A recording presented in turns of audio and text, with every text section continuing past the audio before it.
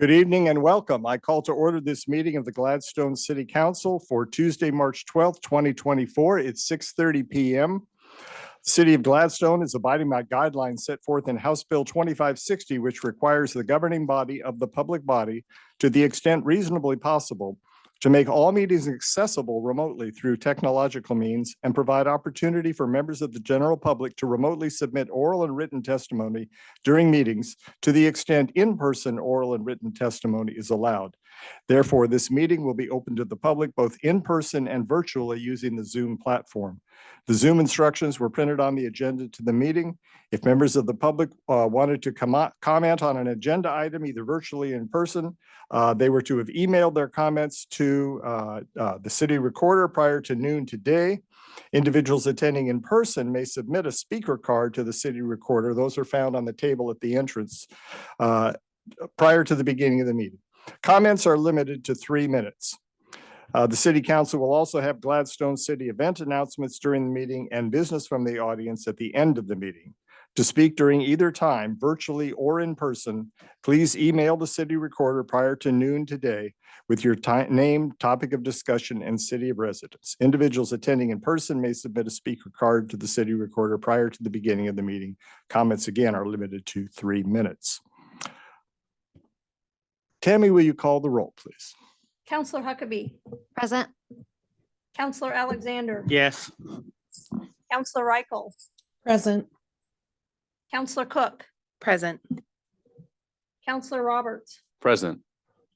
Counselor Garlington. Present. Mayor Milch. Present. Let's stand for the flag salute, please. Ready? Begin.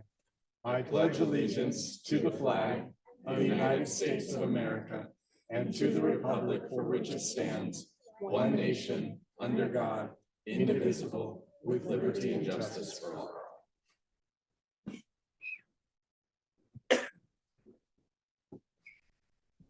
We have a full agenda tonight, beginning with some introductions. Chief, go ahead. Thank you. Thank you, Mayor.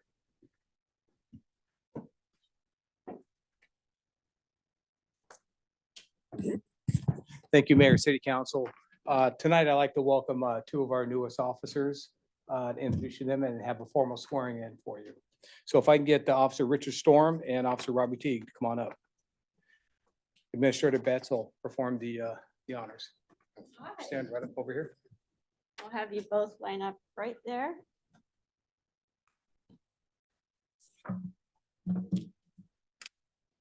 Robbie, we know you like to go by Robbie, but you'll go by Robert for purposes of this. And we have Richard.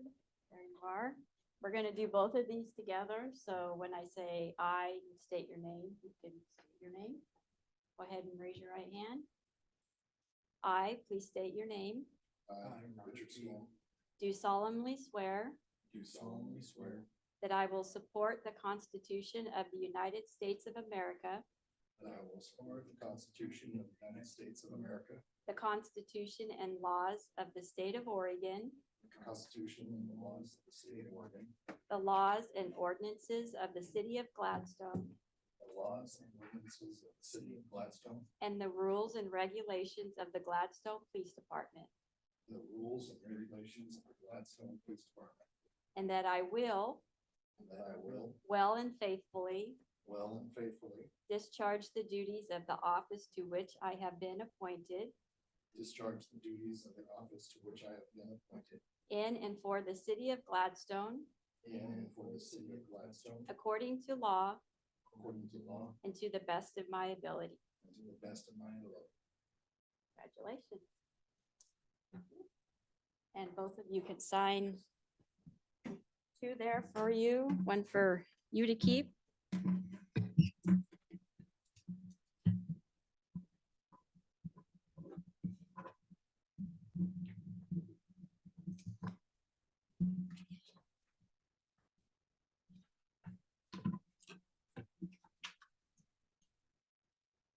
Those are like doctors.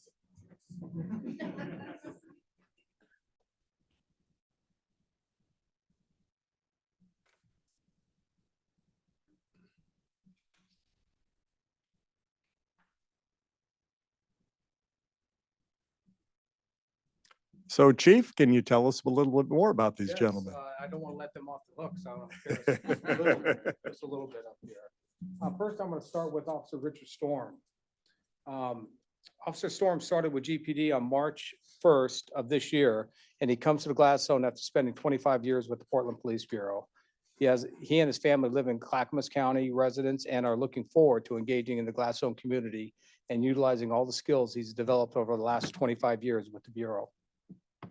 Officer Storm received a bachelor's degree from Oregon State University with a focus in communication and has developed a reputation as being a well-respected officer. Officer Storm stated he looks forward to connecting with the Gladstone community in a meaningful way. Officer Storm's duties throughout his career include field training officer, training over 50 new recruits, an instructor with the training division, and a proud member of the Honor Guard. We are pleased to welcome Officer Richard Storm to the Gladstone Police Department.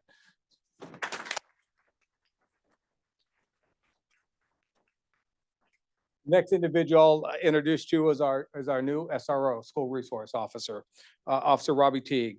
Officer Teague started with GPD on February 20th of this year. He was born in Oregon City, attending Rex Putnam High School, attended Clackamas County College and Chemecca Community College, earning an associate's degree in applied science, fire science.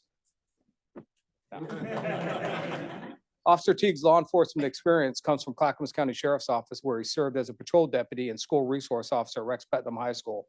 Officer Teague left police work for a short time to become a youth pastor for his church before jumping back into law enforcement at Hood River County Sheriff's Office.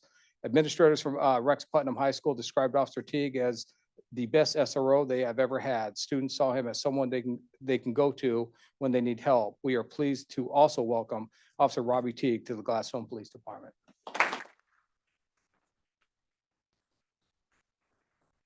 And finally, as tradition, we get to pin the badges on. Fortunate for maybe whoever you choose, you guys aren't wearing your vest. So it's hopefully it all goes well. Robbie, who would you like to pin your badge on? Your son. Okay, and Richard, who? Come on up.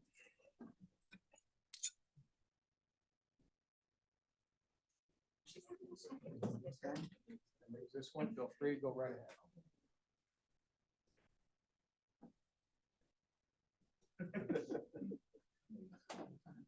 I'm sorry.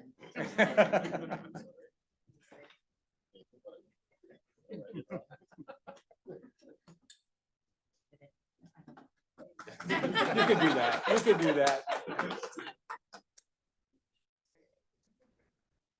Hey, gentlemen, congratulations.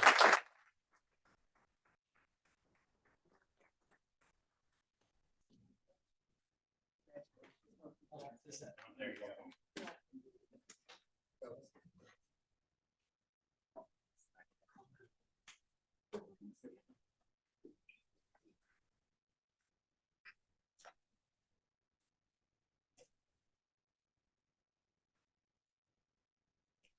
This is the third consecutive month we started our meeting this way. It's exciting to see our force getting bigger and fuller. And are we at capacity now? Are we?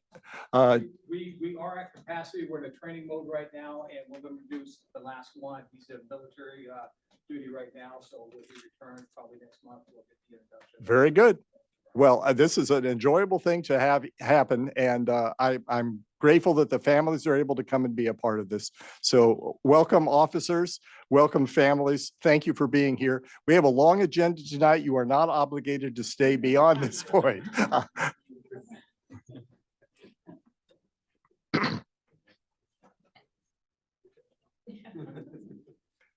Administrator Betts, do we have any additions or corrections to tonight's agenda?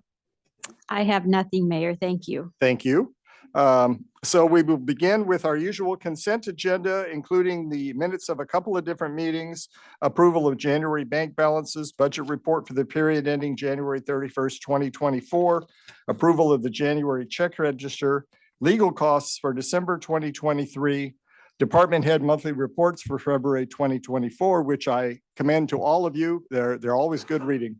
And approval of an OLCC license application for Gladstone's Pizza a new business coming at 439 Portland Avenue. Do any members of the city council want to pull any of the items from the consent agenda, or would someone like to make a motion for its approval? I would make a motion that we accept the consent agenda. I'll second. All right, it's been moved by Counselor Alexander, seconded by Counselor Huckabee. Any discussion? Tammy, will you call the roll, please? Counselor Garlington, Yes. Counselor Roberts, Yes. Counselor Cook, Yes. Counselor Reichel, Yes. Counselor Alexander, Yes. Counselor Huckabee, Yes. Mayor Milch. Yes, the consent agenda is approved. Do we have any correspondence, Administrator Betts? We do not. Thank you. All right. Next is our monthly report from Clackamas Fire District.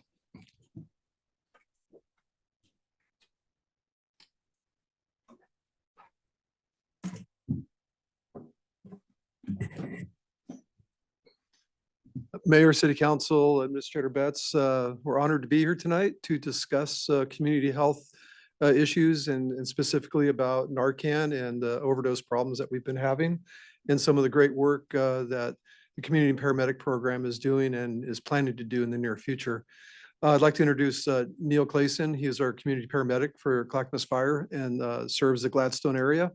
And I'm Rick Huffman. I'm the Emergency Medical Services Chief for Clackamas Fire. And I'll turn it over to Neil. So everybody is probably aware that the law change here in the state last year has made Narcan an over-the-counter drug now. So they no longer need a prescription. Part of that is also permission to give it out to the public. So as part of that, our doc and the county have gotten together and we are going to be distributing it from the fire department, AMR, other public safety as well. There's even some vending machines in Oregon City up by the prison where it's being dispersed to the public. So really wanted to make everyone aware of what it is, what it looks like, even how we could use it, and what you're going to see out in the public. There's lots of different kinds. What we're going to see in the public that's being given out for people to use is going to be nasal. So it's intranasal is how it's administered. I actually brought a guy here for anybody who wants to see just how easy it is. I mean, it's just like that. You just hold it and push, put it in the nose. We want to be laying on their back when we would do that. If you end up in a situation where you need to give it, what we want to do is this person, we want to make sure that we can't wake them up, right? Make sure they have pinpoint pupils. Their pupils are going to be tiny. The center of the eye is going to be really small, right? And they're going to be having breathing difficulty, either really shallow breaths, really slow, or irregular breathing, right? It's really simple to give. There's always instructions with it. There's instructions on the box, on the end of a little paper inside each individual thing. So inside this box, this is what we'll see locally. This is what AMR and we're carrying to give out to the public, as well as what's being distributed by the county. Inside the box, there's 2 of those, just like that. Just they have a red piece that we know it's a real one, not a trainer. There's directions in there, but it's really as simple as they're on their back. Obviously, this person's going to be laying down, right? They're going to be not breathing. We're going to just give it to them and then roll them on their side. One of the things that we're seeing in the public is that people are giving it too rapid.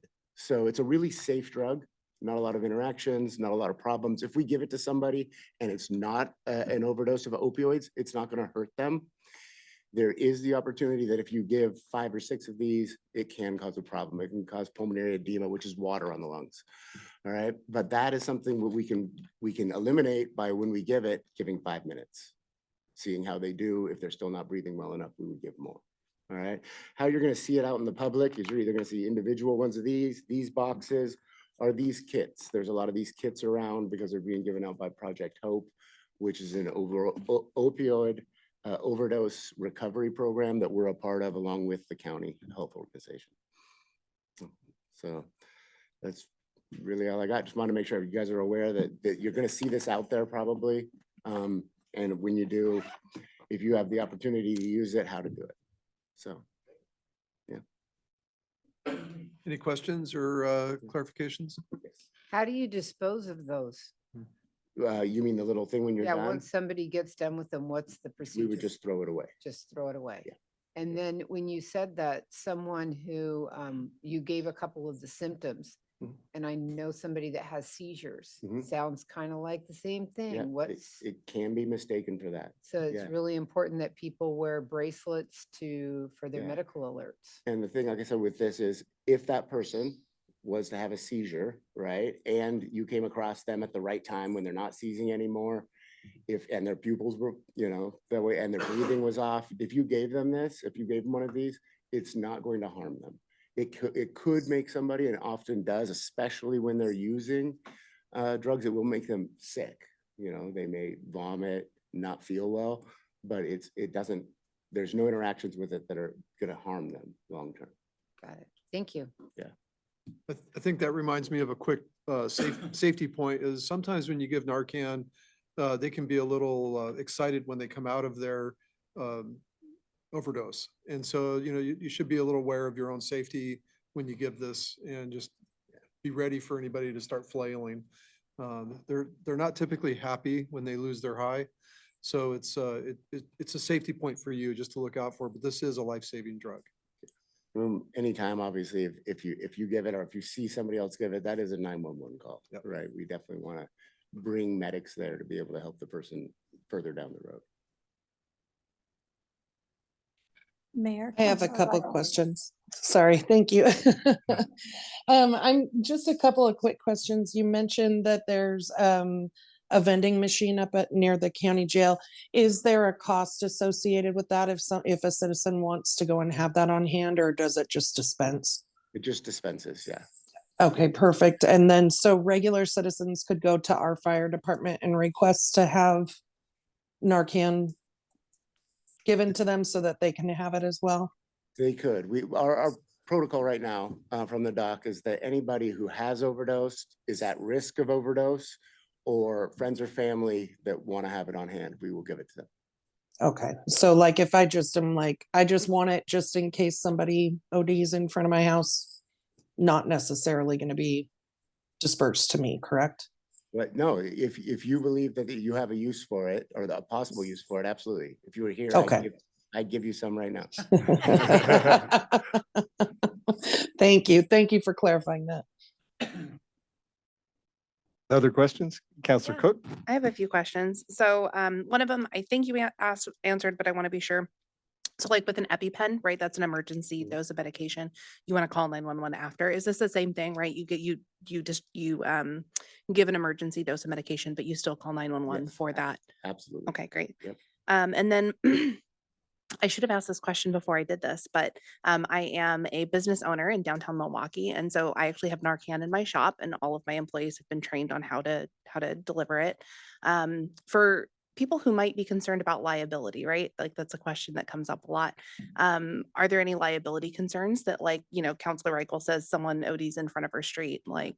So you are protected under Good Samaritan laws. Okay. So that law protects somebody who isn't trained, right? So often we wouldn't have the same protections because we're trained and have a certification, and so we're bound by that.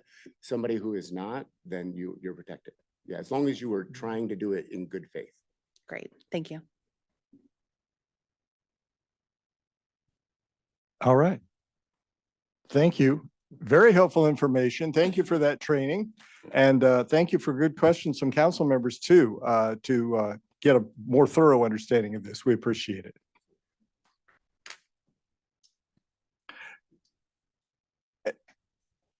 All right. And Chief, did you have any additional report for tonight?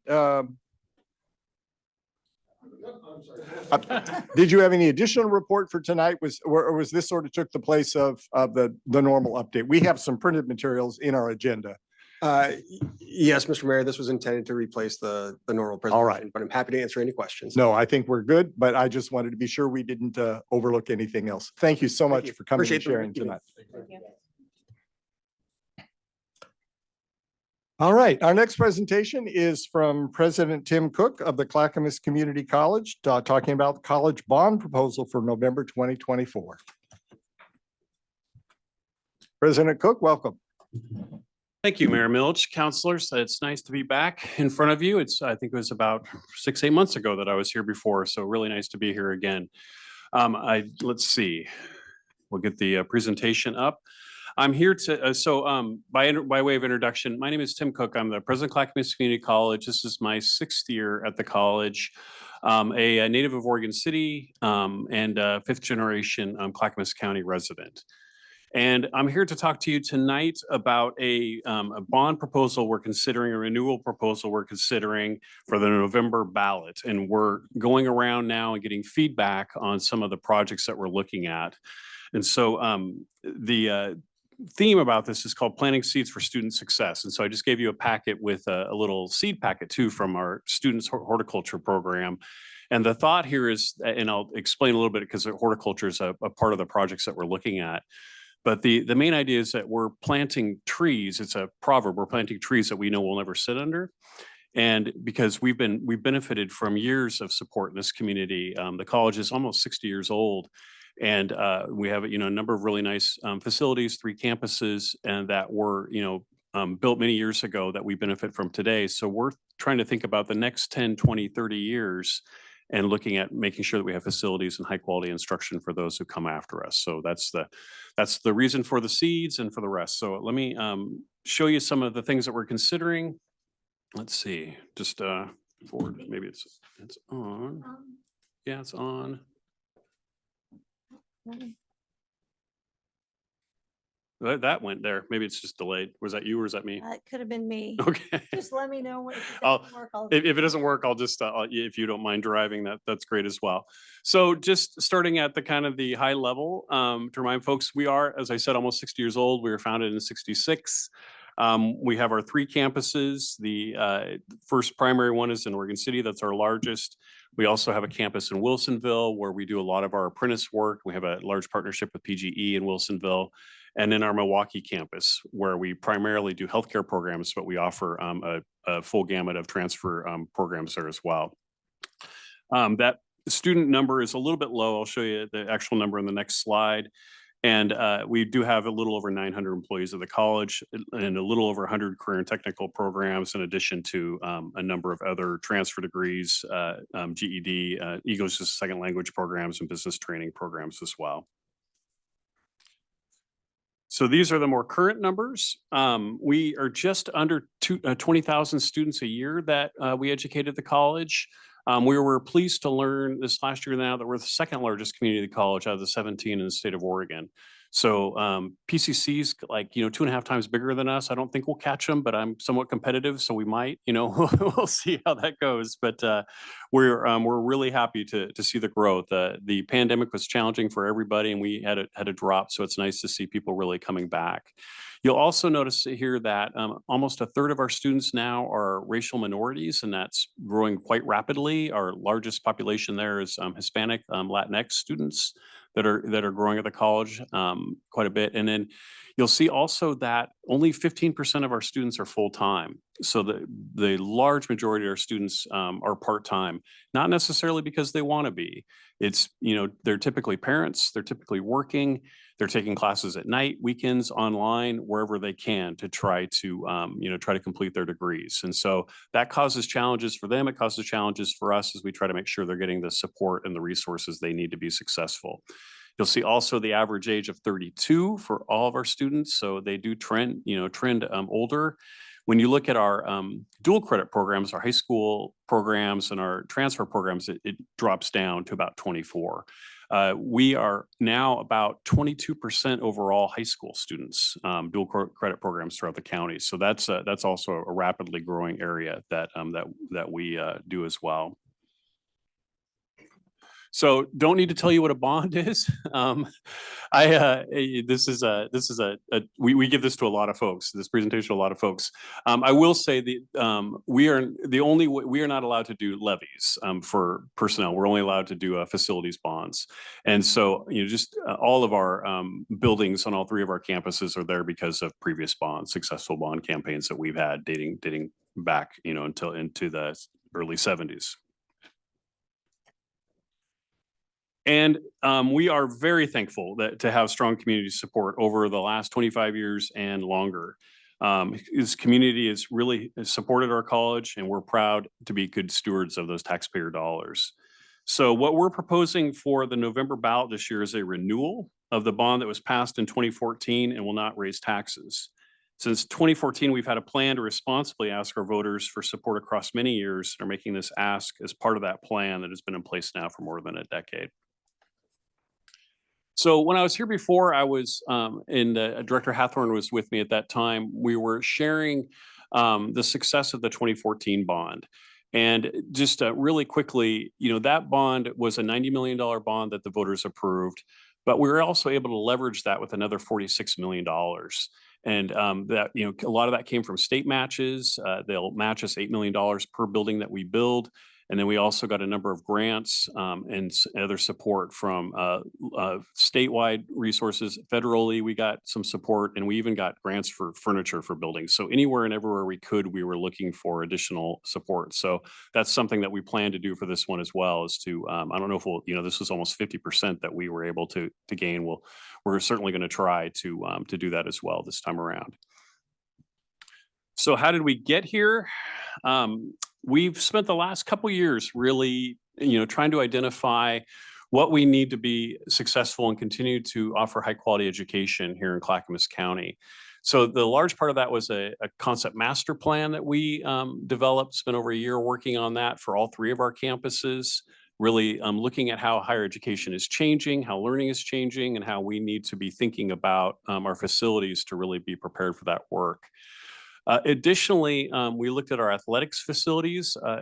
Our Oregon City campus primarily gets quite a bit of use from the community, whether that's school districts coming and using our fields, or community groups that use our fields, or frankly, just people walking their dogs. I mean, we're very proud of the fact that people feel like they own our campus. And, and I tell people all the time, I'm there at weird hours, weekends, nights, or the rest. There's never a time I haven't seen somebody using our campus for something. And I think that's really a testament to how we really feel like we're the community's college here around. And so then we also did a mechanical, electrical, and plumbing master plan to, look at our facilities and see where we needed to make sure that we were taking care of our resources. Big price tag, $335 million for all the things that we identified. We knew that there was no way that that was going to fly. And so then we spent quite a bit of time, both internally and externally, narrowing that down and really figuring out what our priorities were. So, we had a bond development group that was made up of staff, students, and board. And then we did some external and internal polling to help narrow that down. We got it down to about what we think is about 110 to 120 million dollars, which is the renewal rate for that current bond that we have that's going to renew. And we've identified 3 themes that I'll take you through here just really briefly. So the first one is preparing students for success in modern learning spaces. As I mentioned, higher education learning in general has changed dramatically, and it continues to evolve, whether it's hybrid learning, online learning, what they call high flex learning, and even face-to-face classes are different than what they were 10, 20 years ago, 5 years ago, really, when you get down to it. And so we need to really think about how we're using our spaces and rethinking our spaces that we have so that they continue to be relevant. As I mentioned, we are very proud of our community connections. I say every speech I give that community is literally our middle name, and we take that very seriously. And so we want to be a place that partners really well, collaborates, works with our community. And so you'll see some work there. And we want to preserve and maintain the assets. As I said, the community has been very supportive.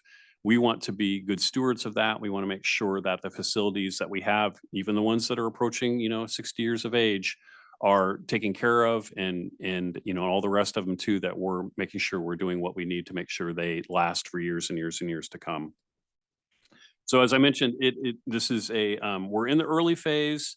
We're still kind of trying to refine this and see what's resonating with people. And so, you have a big agenda. You probably don't have time to give me a lot of responses, but as you look at these, if there are thoughts that you have, I'd sure be willing to hear them and take those back.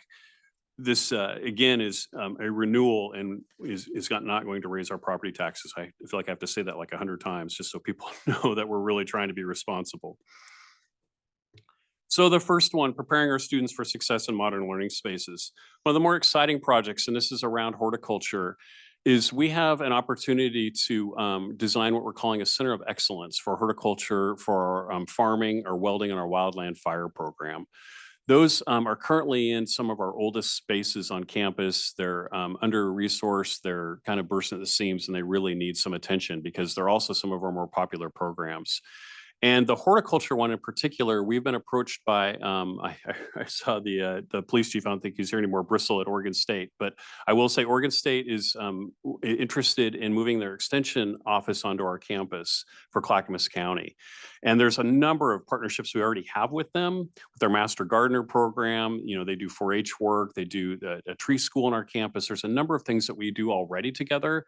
And they've approached us, gosh, it was a little over a year ago, and said, hey, what do you think about us potentially bringing some resources and actually coming together on a building and being housed on your campus? And we're like, wow, that's really intriguing, because we can, Clackamas County in the state has one of, if not the largest, one of the largest number of still family farms in the state. And many of those have been passed down now, for, generationally.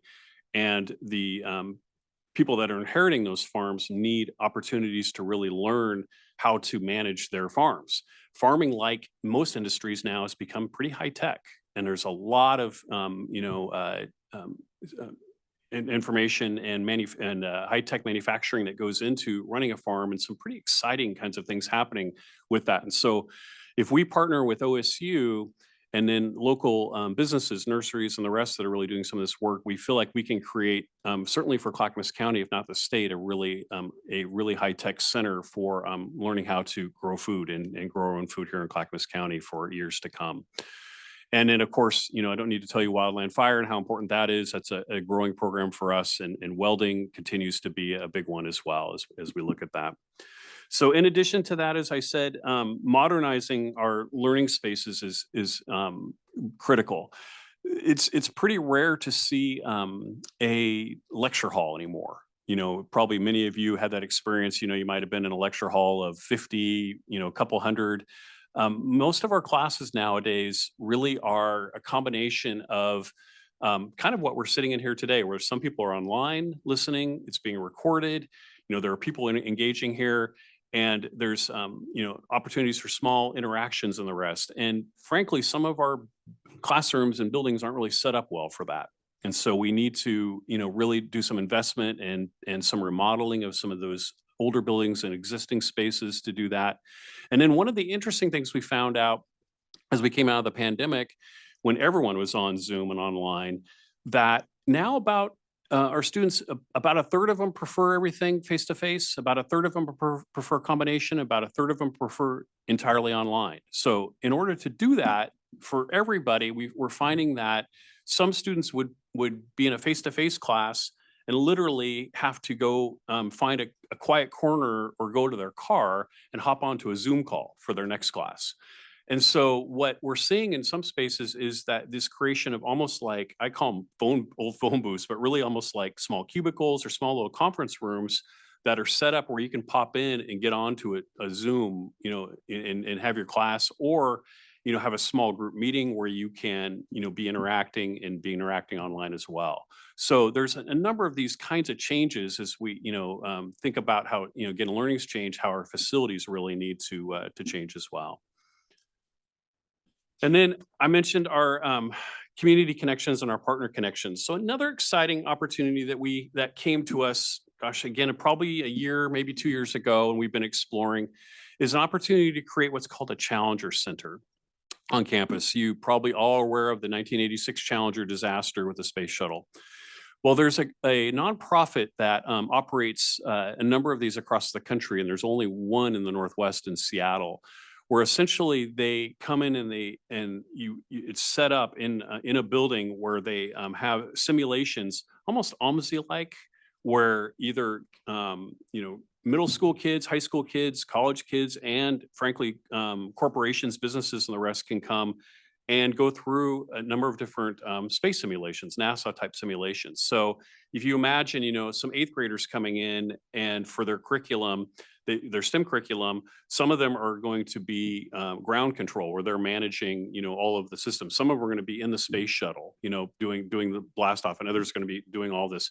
Pretty exciting opportunity. And so we would need that we've been approached to do, we would need to do some remodeling to a building to be able to get that and get the equipment in there. But we've talked with all of our school district partners, and they're pretty excited about that for their K-12 kids, because it could be a self-sustaining model as well, as we get community members coming through that. On our Wilsonville campus, as I said, that's primarily apprenticeships. We see an opportunity there to partner and really have that be more of a workforce training center. As Wilsonville in that area continues to grow, there's a real need for that there. And so we're looking at some work there at Wilsonville.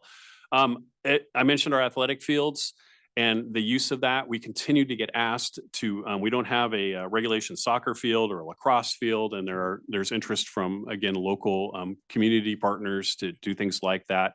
And there's not a large, in Clackamas County, there's not a large outdoor space, with grandstands and large space where people can, come for like graduations and some of the rest. And so we see an opportunity potentially to put something like that in. And kind of a small thing, but I'm not kidding when I say a lot of people we have a 2-mile loop around our campus, and people walk their dogs, they run, they use that quite a lot. And there's sections of that still need to be finished. So it's a smaller project, but still, I think, an important one for the community. Maybe not as exciting, but equally as important, I would say, is the need to really upgrade our technology and our computer labs. That's something that we'll continue to have to do throughout, the next probably a few decades. Improving safety and security is something I know we're all interested in and concerned about. And then you'll see the picture on the left looks really nice, bright yellow and red and brown.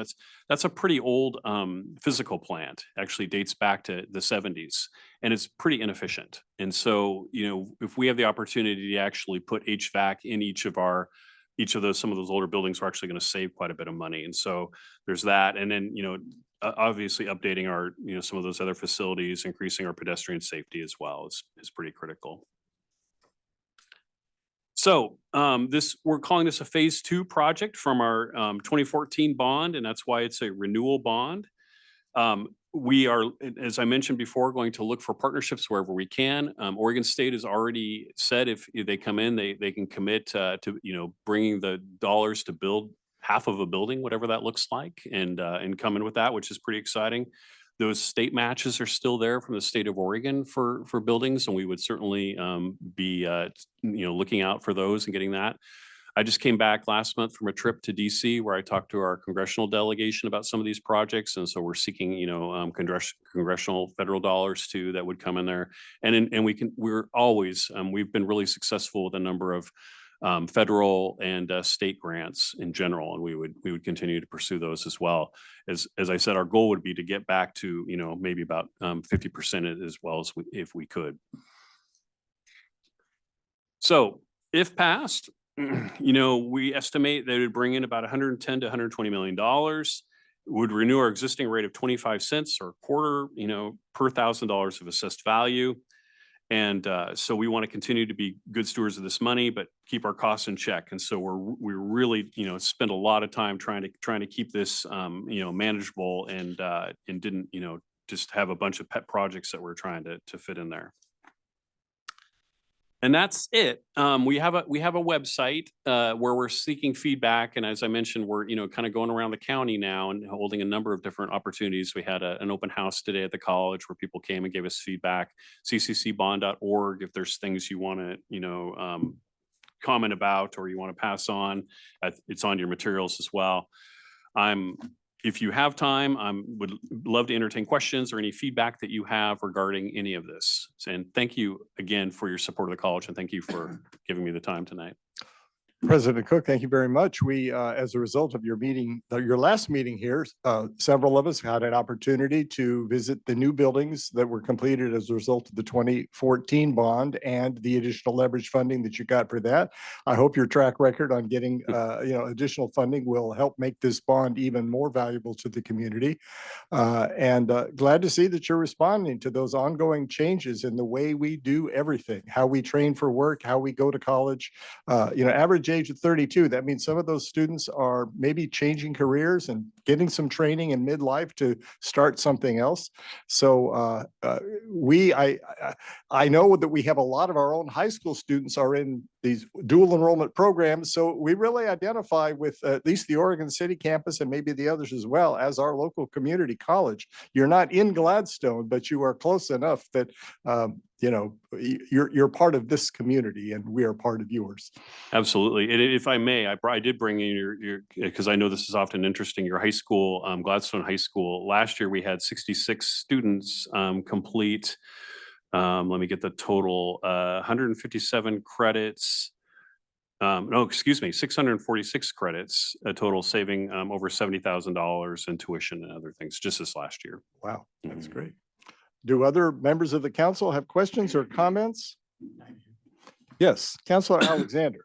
So first of all, I just want to your horticulture is Mhm. going to be bigger. Is it going to be in the same spot it is? When I went there, that they had criminal justice and horticulture in that building.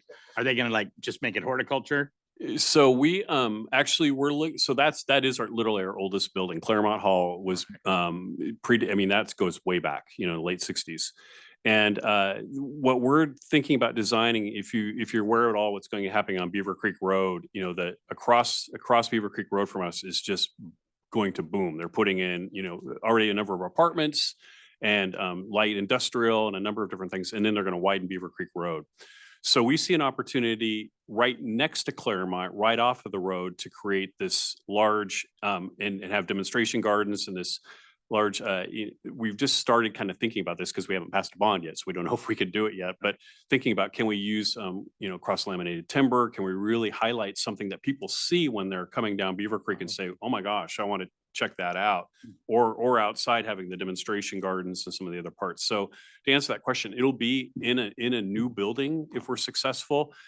It will be in that building with Oregon State, with the extension. And so we have to do all that work to say, okay, how do we put this together? I'll give you an example, one that's kind of fun. They would bring some of their forestry program in, and they want a big 2-story space to have some large trees and logs inside, a la what's it up by the zoo, the Forestry Center. And we have an arboriculture program where we teach people how to prune trees and cut down trees. Well, they want a big, I call big monkey gym, where they can climb up and down trees and practice. Both of those things can work together. So we can, we'll have to figure out with them how we have shared space and then separate space in that center. And that's kind of the fun part to sort of figure out how that's all going to work together. And my other question would be, so part of this money for this bond, would it go to purchase any of the land around there? I see you've got some for sale signs close right to the. Probably not. We a couple years ago, we purchased 11 acres that is just south of horticulture. That's woodsy area now that came available. We don't tend to look across the street for that because there's some safety issues with that and some other pieces. So there's really only, this is really in the weeds, but there's really only one parcel left that's kind of, contingent to our campus that if it ever came open, we'd probably look at. Okay. But no, this bond wouldn't. This bond, and then you'd have to just almost 600 million for faculty and staff on it. So did you have any forecast how much more that's gonna, how many more people are you gonna have to hire to run this new? We haven't gotten into that detail yet, but I would, my assumption is we would use existing staff and faculty on that. That's not something that, unless, we grow with faculty and staff when our programs grow. So if those programs grew enough, Wildland Fire is probably a good example. If it grew enough where we needed to add another faculty or staff, we would look at that. Just the same as we, would contract if another program's, getting smaller. But no, I don't anticipate that we would be hiring a whole bunch of new faculty stuff, and this bond wouldn't cover that. So we'd have to do that out of our operating dollars. Well, that answers my question. Thank you. Thank you. Other ones? Counselor Garlington? I was wondering if, just out of curiosity, what's your most in-demand trade school at the colleges? Our largest or more or most in demand? Yep. Because they're different. Yeah. Oh, okay. Yeah. Nursing is by far. I Is mean, the largest? is the most in demand. Okay. Our largest, gosh, that's a really good question. Because it depends on what you think of as a trade as well. I mean, our largest programs are business and, you know, transfer overall. But when you look at then our manufacturing programs, our automotive programs, those are, you know, tend to grow quite a bit. Our healthcare in general, there's a lot of demand for, and there's growth.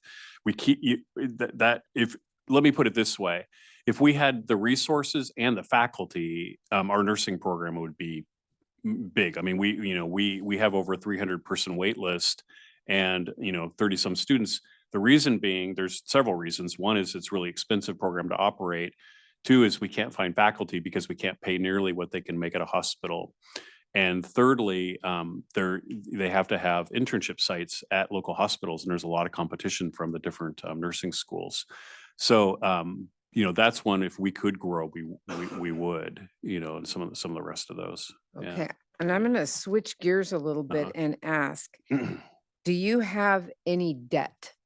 Is there bond debt that you're having to take into account with this new bond? The existing bond is covered.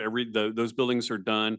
We have, I think it's $1.5 million of debt from that 11 acres that we purchased that I just mentioned. That's the only debt that we would even consider looking at in this bond. So there's no debt that's going to be rolled into this and or paid off with this new bond. Beyond that 1.5, I think it's 1.5. Okay. Yeah, that's it. That's very small. Congratulations. Thank you. Yeah. I'm impressed. Some pretty impressive folks are in our business office that have been managing this. So I give the credit to them. Oh, Yeah. they deserve it. Yeah. That's pretty impressive. Yeah. So thank you for that. Yeah. All right. Anyone else? I appreciate coming here, President Cook. I remain consistently impressed with your guys' grant seeking abilities, what you guys did with the 2014 bond. All I have to say is I'm just really excited to see what you guys are able to do with this bond, and I look forward to hearing from you again. Well, thank you. And that's a good segue that, you know, we will come back as we get closer and I hope to so. this and to share with you as we refine this a little bit. So I appreciate that support, and definitely you'll see me again or see us again. Perfect. Thank you. Yeah. My wife is really into gardening. She's a big fan of those OSU extension programs that are telecast on the Clackamas County channel. You know, I serve on some committees and we tape our meetings and show them, but I've been told that they have to put us at the midnight times because the gardening and horticulture programs are so popular that they get the prime time hours. So I'm glad that you will have a connection to that program. This is certainly the county in which to do that. So it makes good sense. I hope you'll have a strong voter turnout, and you're providing good information for voters to make a decision. So we appreciate you coming here tonight and sharing with us. Thank you again. Thank you again. Good to see you all.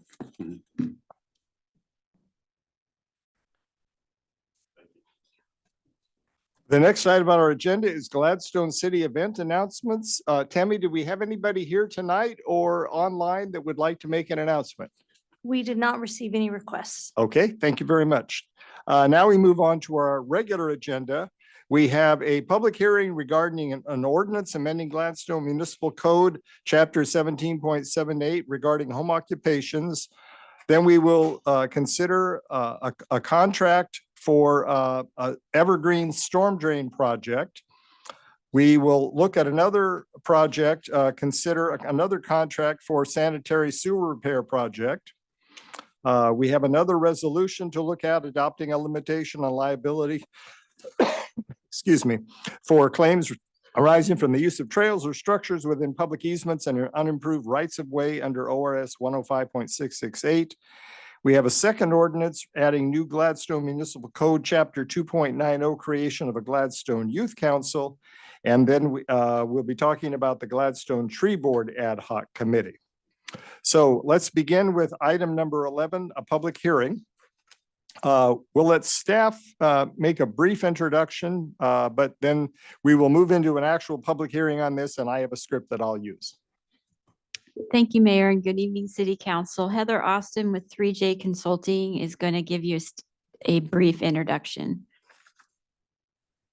Good evening, Mayor Milch and members of council. It's a pleasure to be with you this evening. I'm excited to give you a brief presentation on this topic. I know we've had a work session last year, and so you're familiar with what work has been going on. So after we get a chance to read the public hearing dialogue, I'm happy to launch in and tell you where we've been and what we've put together, and then answer any questions you have. All right. The public hearing on planning file TXT-23-03 is called to order. The proposed amendments would provide new definitions and new terms for home occupations in the city of Gladstone. All right, we'll begin with a presentation of our staff report, followed by the entry of any correspondence into the record, public testimony, additional staff comments, questions from the commission, in this case from the city council. Then we'll close the hearing without any further testimony from the audience, and then the council will discuss and make its decision. Regarding testimony, I'll explain a little bit more about that later on into the meeting, but we will hear testimony both in favor of, opposed to, and neutral testimony. And if you wish to speak on this issue, we have testimony forms in the lobby, so you can fill one of those out. So let's hear the staff report now. Thank you. This evening, we're here to talk about changes to the Gladstone Municipal Code, Chapter 17.78, with regards to home occupation standards. Next slide, please.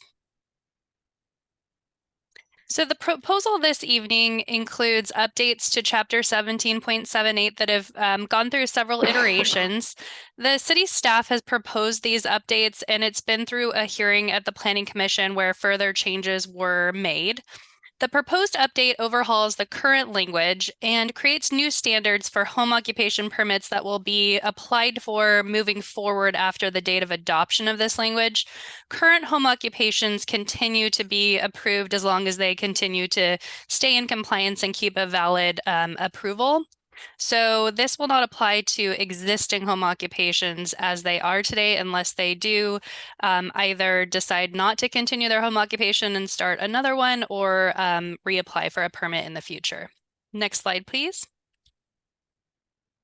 For the background information, just a brief reminder that we started working on this language update because there was some confusion about how to apply and administer these standards, as well as on the home occupation side for understanding what the rules and regulations were.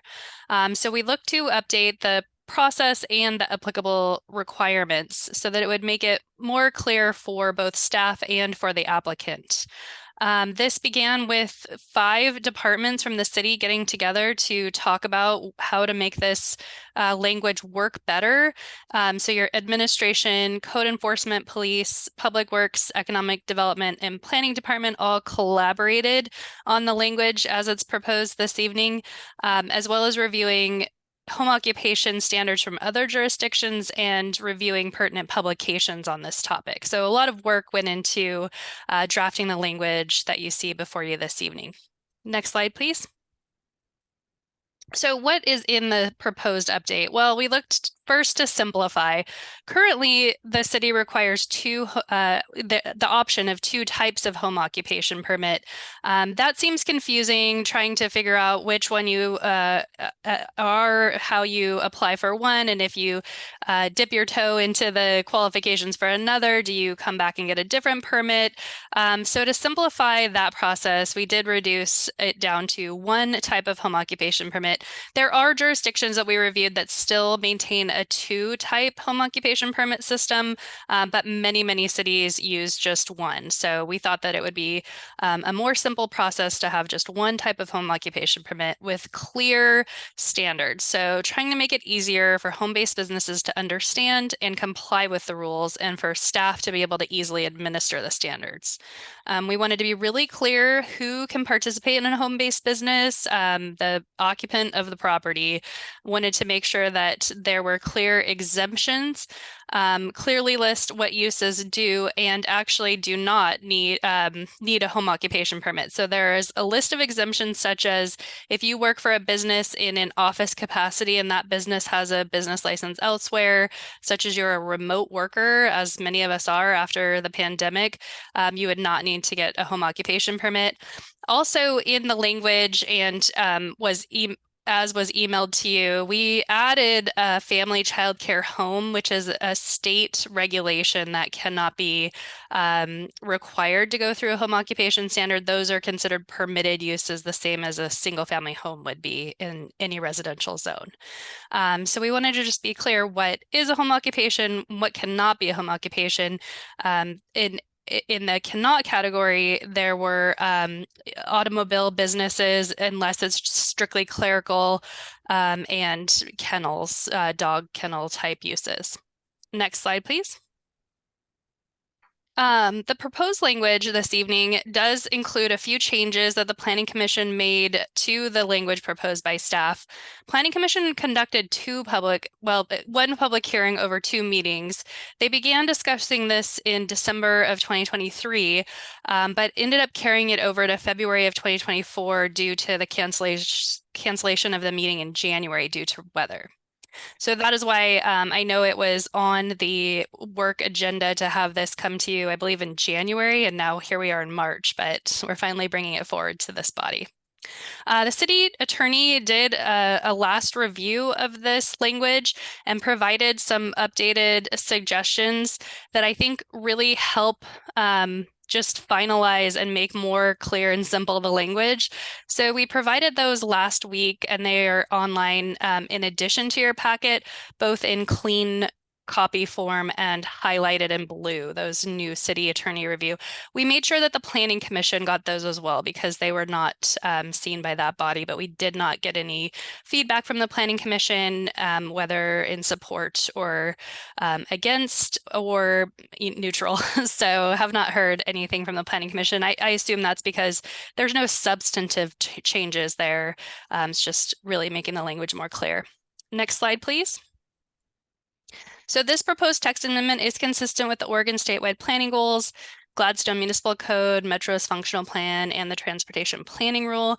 We made sure to submit those findings to DLCD in preparation for the public hearing process. So we are complying with all of our state requirements for a comprehensive plan text amendment, which this qualifies as. Next slide, please. So with that, we do recommend with the Planning Commission approval of Ordinance 1528 and updates to the Gladstone Municipal Code, Chapter 17.78, Home Occupations. And I've included a sample motion for ease of moving forward with this. And I'd be happy to entertain any questions. Thank you, Heather. And I just to clarify, the copy of the agenda that was posted online originally for this meeting included most of what we're considering tonight, but I noticed that not only was that additional information from the city attorney provided to the council, it was also added to the agenda online. I was a little concerned that people might be coming tonight based only on what we had originally posted, but the additional information has been posted and is available for people who are making public comments. So thank you to city staff for adding that and including it. Are there any questions for our planner on this particular part of the meeting? Go ahead, Councilor Garlington. I'm asking about verbiage. Is this Can you, I think we'll. your microphone on, please? Sorry, I have a question about verbiage. All right. If you have a question to clarify, we're not deliberating this yet. You're just asking for some clarification of the language. Okay. Yes. On 177840, number 13, the words affixed directly to the dwelling is in here twice. Is that on purpose or? That is not on purpose. Okay. We didn't mean for it to be doubly affixed, and we could certainly update that. Thank you. And then my second question is 050, number 2. The the city will send notice of a home occupation to residents located within 100 feet. So I don't need clarification. I have a comment about that. Would Okay. you like me to hold? And that is one of those areas where the city attorney provided a modification to the language. I Okay, I think, have I thought I had that. this is, Yes. Oh, that's the one with the blue, crossouts. okay. So if you look at that, Yes. the wording has been changed a little bit. I think it's I an still have a improvement. question. Okay, go ahead. Okay, my question is, given the issue that we had with the cul-de-sac and the business last year, 100 feet doesn't cover everyone within, I'm just using that as a for instance, would not cover everyone within that 100 feet. So I question whether or not that's enough. And I can honestly say, if one of my neighbors in my cul-de-sac, the one I was speaking about before was not mine, was going to open up a business and I didn't get to hear about it, I'd be pretty hot. So I'm speaking on behalf of other residents that I don't think that 100 feet is nearly enough. May I respond? Okay, yes, go ahead. Thank you for that question. That also came up because 250 feet is also a notice distance we use for type 2 through 4 applications. However, our development code in chapter 17.94, which is our administration and how we process permits and things, does list all type 1 administrative permits at the 100-foot notice. So we wanted to just make sure we were being consistent that this type of land use review requires that type of notice per our noticing requirements, not just home occupations, but anything that falls into that category. So that's type 1 partitions, lot line adjustments, middle housing land divisions, water quality permits, habitat conservation area permits. So they all are covered under 17.94050, requiring the 100-foot notice. So that's why we kept it at that. All right. Thank you for that information. Mhm. So at this point, we will move to hearing testimony from any members of the public who want to speak on this. Any interested person may present testimony concerning the proposed amendments. The public hearing is your opportunity to comment on the proposal before the city makes a decision. We want to hear what you have to say, and we want you to give us your point of view. Help us to understand why you have drawn your conclusion and how it relates to the proposal. Public testimony for this hearing will be called for in 3 groups: testimony in favor of the proposal, testimony opposed to the proposal, and neutral testimony. Tammy, have we had anyone who requested to speak on this topic tonight? I have not received any requests. All right. And looking in the audience, I see some people present, but I don't see anybody raising their hand. So, okay. So apparently we do not have any public testimony at this point. Now, at this time, I would like to ask members of the city council if you are planning to abstain from this matter or need to declare any conflict of interest. Please indicate the nature of the conflict of interest and indicate whether you intend to participate in or abstain from the hearing. A conflict might be that you are a home occupation business and feel that you couldn't be objective in this. So let me just look down the row and see if anyone, I see heads turning. Councillor Cook. So prior to operating my business in a brick and mortar, I was a home occupied business, but I let my permit go in 2024. But I was a home occupied business licensed through this code in 2023. Does anyone feel like that would be a conflict of interest? From my perspective, I don't feel like that would be a conflict of interest. All right. And I don't feel it is either. I think it brings you some experience and knowledge, but not a current conflict. So thank you for declaring that. Councillor Roberts or Councillor Garlington? Okay, very good. All right. City staff will now present the staff report. We've had that. Any correspondence on this matter? Has anyone written to say they oppose it or favor it? I've received nothing and I'm not sure, Heather, I don't believe you have either. I have not. Okay. So we've asked for public testimony, have not received any request for that. Any other staff comments? Heather, anything additional you'd like to offer to us? I don't think so. I do think that that comment about removing one of the affixed directlies in 177804 sub 13 makes sense. And then, certainly it's your purview to discuss the notice distance, but that was the reason we landed on the 100 feet. Okay, and Chad Jacobs, our city attorney, you had a member of your staff review this and make some helpful additions in terms of making the language more clear. Do you have anything additional to offer? No, Mayor, thank you. All right. All right. Would anyone like to move for the closing of the public hearing on this matter? So moved. Second.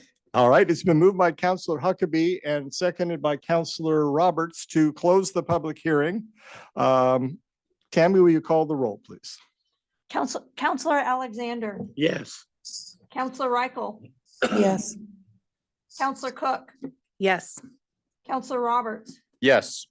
Counselor Garlington, Yes. Counselor Huckabee, Yes. Mayor Milch. Yes, the public hearing is now closed. So now it's time for us to deliberate to a decision. Is there any discussion by members of the council? Councillor Garlington. I'm just not happy with 100 feet. I cannot wrap my head around that. It doesn't, it wouldn't, if your home was right here and you were going to open a business, that person kitty corner from you could be possibly more than 100 feet. And that means that person on your block could open up a business of whatever kind and you had no knowledge about it. So now all of a sudden issues could come up with their parking or how many people that and I understand that there's a lot of things taken in here, but we have had the issue and I don't feel like this 100 feet is giving us enough. And if somebody was to come to us and say, well, I never knew about this. I've had a problem with the 100 feet before in that there was a duplex that went in right just a couple of houses down, not houses, but on the next block from us. And we weren't notified of it. And I thought, I can't figure out why I wouldn't be notified. I mean, that I can see the place from my house. And why wouldn't I have? And sure enough, it was 100 feet. So I'm not comfortable with that at all. And I feel like, although I know it's in other places, that just doesn't make it okay with me to say, okay, I think for me, it's a time to pause, talk to more people, talk to people who have had issue with other businesses near their homes and ask for a little bit more space on them. Ask if you were, can I ask staff a question? If someone brought this to your staff and you had to mail out within 100 feet of somebody's home, notification that this was going in, on average, how many envelopes are you mailing? I can say that the 100 feet is about 2 houses on all sides. So just depends on where you're located. So on a cul-de-sac, that wouldn't include everyone. It may not include everyone because like I said, average lot size are 50 by 100. So that's usually about 2 houses to the side, in front, behind. So I can't tell you for sure exactly how many. I just have issue with that. Somebody convince me otherwise. I'll jump on and say I support Councillor Garlington, and to put a number to it, say we raise it to 250.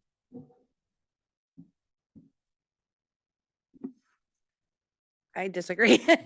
Okay. And my thought is just that, I think that the text of the home occupation code here really provides for any concerns. So I think if you're, it covers parking, it covers coming and going, it covers advertisement, it covers exterior appearance of the location. Are there, I'm kind of struggling to imagine like what if someone has a business operating out of their home, I can't really imagine what they could be doing to disturb their neighbors that wouldn't be covered in the language included here. And then also, I think the backup is, just because someone's not notified doesn't mean they don't have the opportunity to raise a concern, right? So if someone's not notified, they still have the opportunity to raise a concern if there are any issues with parking, advertising, coming and going and such. But they haven't been notified. Well, they'd be aware that there was a problem, right? So if there was a problem, if they're saying, gosh, there's all these, Joey down the street, he's got a big sign up for his business and there's, 10 people coming and going all day.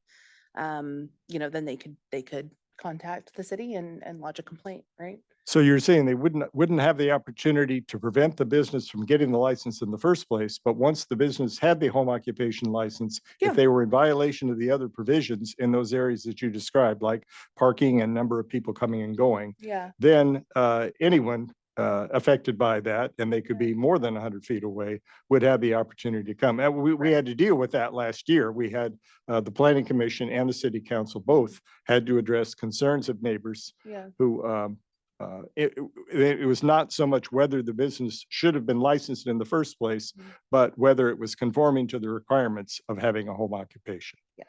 And Okay. I'll add to that one of their complaints was that they weren't even notified the business was going in. We didn't even know it was there until it was there. Yeah, because some of them, if they were more than 100 feet away, they wouldn't have been given that notification. I don't remember whether they complied with the notification requirement at the time. And that was part of the thing that led us to take a look at these issues, make sure that we were, that the language was clear, that the provisions were enforceable by having some specifics. Yeah.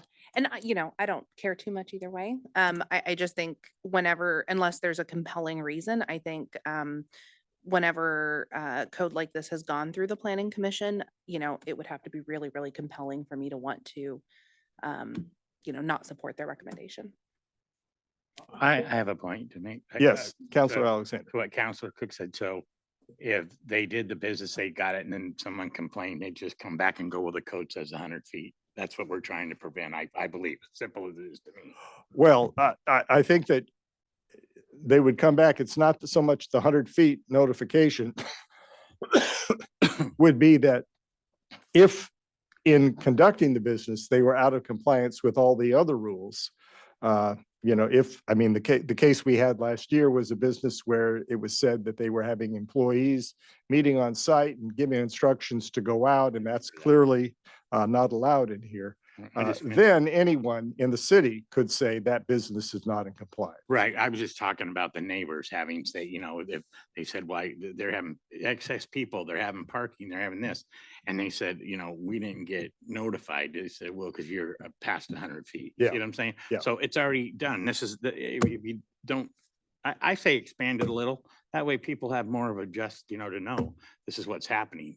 Instead of just, now I'm complaining, well, you were just outside the 100 feet. It doesn't seem, it just doesn't seem, I think you should have a little more. I see what you're saying. So someone who is more than 100 feet away wouldn't have a right to complain that they didn't hear that the business is going to be there. Because it's. But once the business is in, anyone in the community could make a complaint about the way it's being conducted. Yeah, anything they do wrong, anybody can complain, but the people that say, hey, they're doing this and that, and I live right here, well, you're past 100 feet. See what I'm saying? It just doesn't seem, they can't do anything now because it's written in stone here. So making it 250 seems just a little more agreeable and, All right.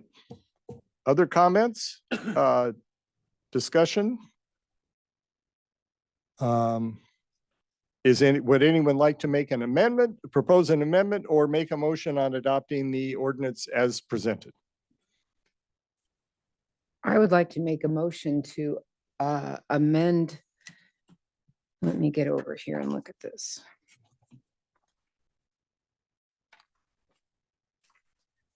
May I ask a question while Yes, ma'am. Yes. Councilor Garlington is looking at that? My question is for City Attorney Jacobs. If we were to change the notice for this type 1 review in this portion of our code, could we also change, add to 17.94, which is our administrative policies and the notice for all the different type ones, to make a note that home occupations are different, or can we not add that section of the code to what we're doing here this evening? It seems to me fairly clerical and probably okay, but I wanted to get your take. Yeah, we can certainly talk about that more offline, but I tend to agree with you that what you're talking about, if I'm understanding it correctly, is just a note, and it's not really a substantive amendment to the code. It's not really an amendment to the code. It's just an editor's note to be able to point people to the fact that there's a different notice provision for this type of type 1 proceeding, excuse me, as opposed to all other type 1 proceedings. But we could not amend that section tonight without providing proper notice to DLCD and everyone else. Okay. So as long as all we're talking about is just a clerical editor's note in the code, so it's not really an amendment, then I think we could do that just fine from a purely clerical perspective. Okay, well, depending on how things go, I'll work with staff to see if we want to add a clerical note, editor's note, if we need to do that. Thank you.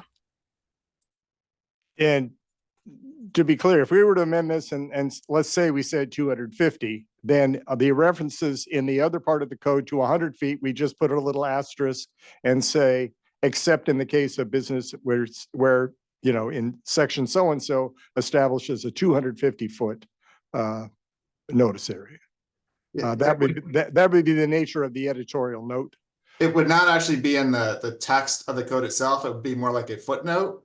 Okay. An editor's note with a little footnote that said, you know, that just explained that there's a different notice requirement for home occupations, type 1 home occupation decisions as opposed to other type 1 decisions. Okay. But we wouldn't actually amend the text of the code itself, just more like adding an editorial footnote.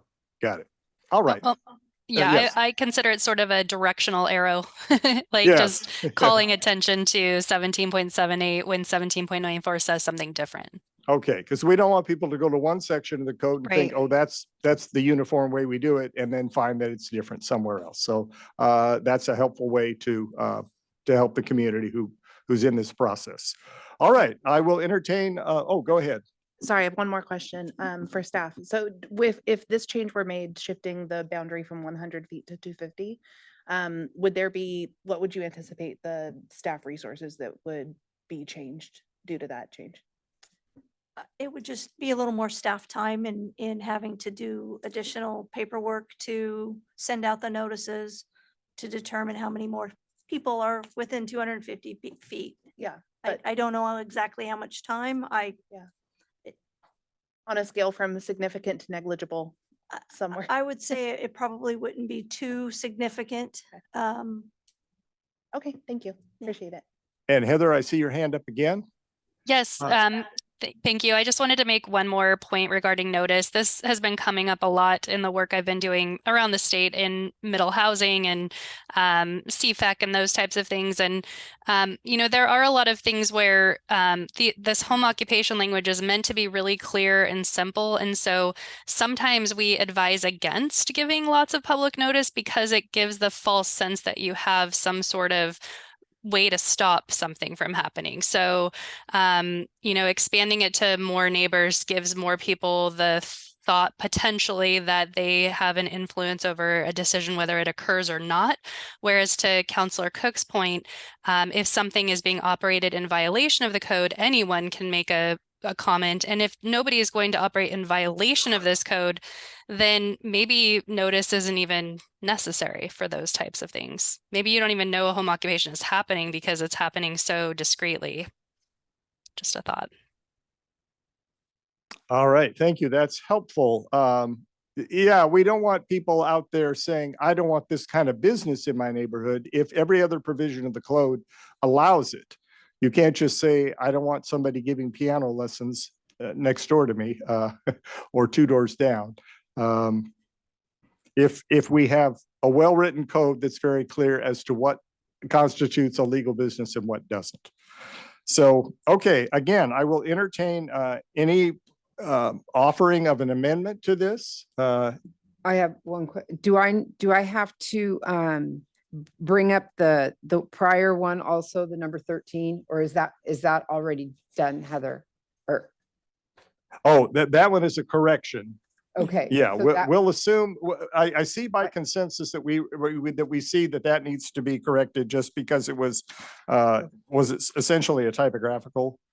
Oh, I see. That was just the affixed. So we don't have to do an amendment on that one. No, well, Okay. let's just call that a correction. So we'll correct that to put a period after the word area in the second sentence. No. All right, and now, On 13, it's just taking out the double of the affixed directly to the dwelling. let's make sure we're on the same page. Oh, I'm sorry. 11-6. It would be. Sorry, I know, but I was going by the one that was It is number four. 13.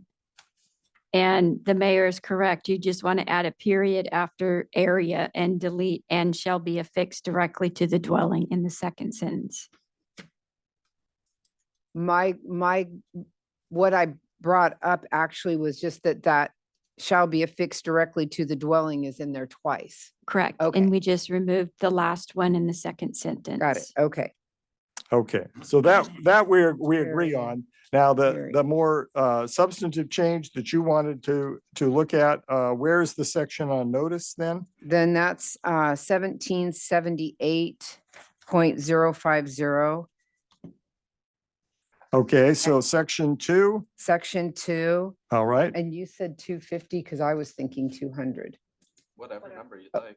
Okay, I would like to change the notification within 200 feet as opposed to 100 feet. all right. Is there a second to that proposed amendment? I'll second that. Okay. Counselor Garlington has moved and Counselor Alexander has seconded a motion that on section 17.78.050, paragraph 2, that the 100 be changed to 200 feet. Is there any further discussion? Counselor Huckabee. So I'm trying to envision this. So I live on a cul-de-sac and 100 versus 200 feet is not going to make a difference. The people all the way down, then way more than 200. So that would be saying the people at the end of my cul-de-sac, if I did this, don't have a say in it, but my next door neighbor does. Kind of nonsensical to me, right? I know that there's a cul-de-sac across the street from Counselor Alexander's house. I don't even think 200 feet would cover all of those houses. And it's a pretty small cul-de-sac right there. Yeah, I don't know. I don't know. But I would think back to Heather's point saying, Could you turn your microphone? Thank to you. Heather's point where it says it makes people feel like they could stop a business or something. It also, on the other hand, makes them feel like I was involved and I know what's going on and they would have no problems if they accepted. You see what I'm saying? But then you're also gonna have a next door neighbor that says, oh, well, you were involved, but I wasn't able to be involved and it affects us equally. But that your I neighbor, your mean- one neighbor's gonna say that anyway, but the neighbor on the other side can't because it didn't go 200 feet. See, so it's a Trivial to me, so. I have a question Counselor related Reichel? to that. Yeah. Yes. So just curious. So we're talking, but we're kind of talking about two different things, correct? Like we're talking about notification that a home occupation has been applied for, but that doesn't necessarily mean that any of the residents have the ability to stop that, correct? Administrator Betts, what's typically the procedure? Once that notification, does the letter say if you have a problem with this, contact the city administrator? Does it have language to that effect? Yes, that is correct. That there is a new language that indicates if there is a concern that you can follow up with the city staff, correct? Okay, But it doesn't. Thank you for preclude clarifying that. somebody from having the business. It just notifies them if there's a complaint and it's valid, then we can handle it before we issue the home occupation permit. okay. You don't hold a hearing or you do something like that. It's still an administrative decision as to whether to issue the permit. Correct. Okay. All right. Any other discussion on the proposed amendment? And Counselor Garlington? I just want to say that I would never want to stop a business from going in. In fact, if one of my neighbors decided to open up a plumbing business, I would love to know that. you know, or a home beading business or a home crafting business, I think that would be great. I just think it's good neighbor policy that your neighbors are notified if you are going to run a business out of your home. And again, I'm going to stem back to the issue that we had with the tool one that had been talked about, because I had one of the neighbors on that cul-de-sac contact me and say, I never even knew it was going to happen. Didn't know that the business was going in. And they too were on a cul-de-sac. So I just think it's a little bit better of a good neighbor policy that be taken care of. But we don't even know in that situation if that particular neighbor would have been notified with the 100 or 200 feet. Like, we don't have those specifics in front of us to say this is an apples to apples comparison. Right, but 100 feet doesn't even get you the person on the, across the street. 200 feet would get you the person It would across the depend on how street. big the cul-de-sac is. That's not a definite. Well, you're right, but I still think it would be a good neighbor thing. Okay, we've had some good discussion on this. Are we ready to take a vote? Tammy, will you call the roll, please? Oh, and just to be clear, this is on the proposed amendment of paragraph 2 of section 050, changing from 100 feet to 200 feet regarding the required notice. Yeah, the other part, we're going to assume we're going to adopt that. So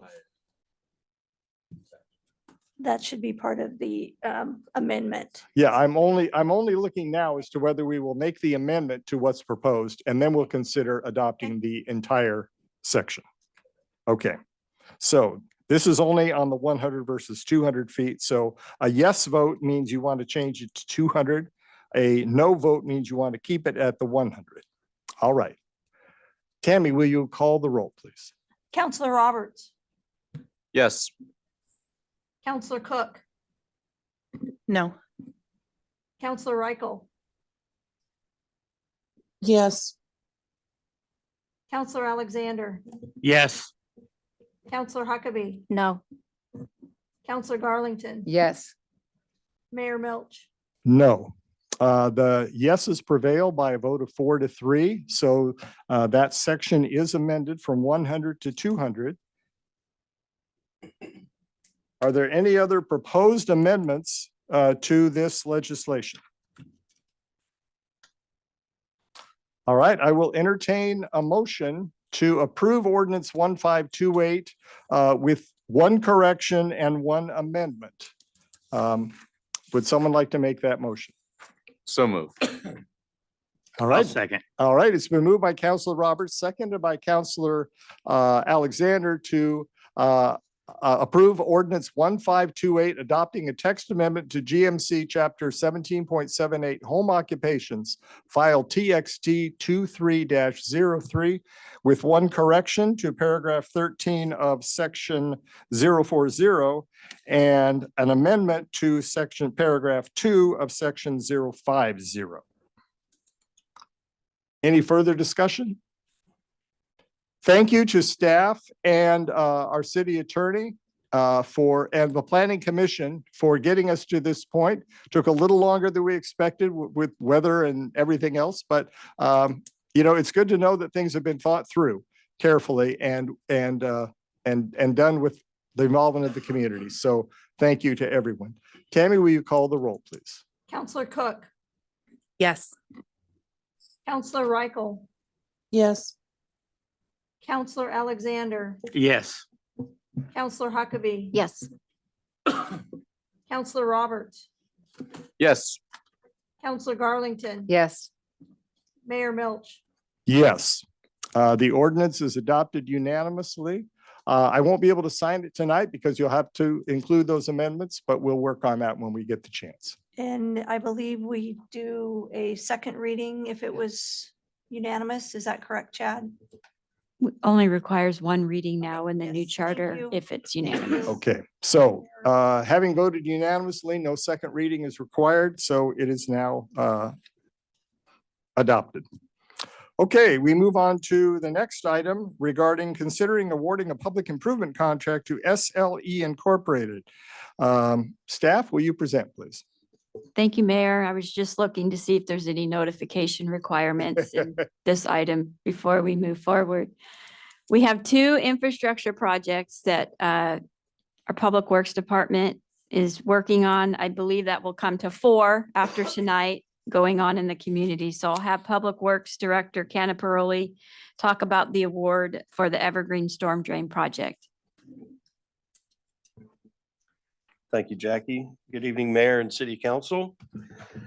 The Evergreen Storm Drain Project will be replacing 393 feet of failed 18-inch storm line, which is currently obstructed by a large tree.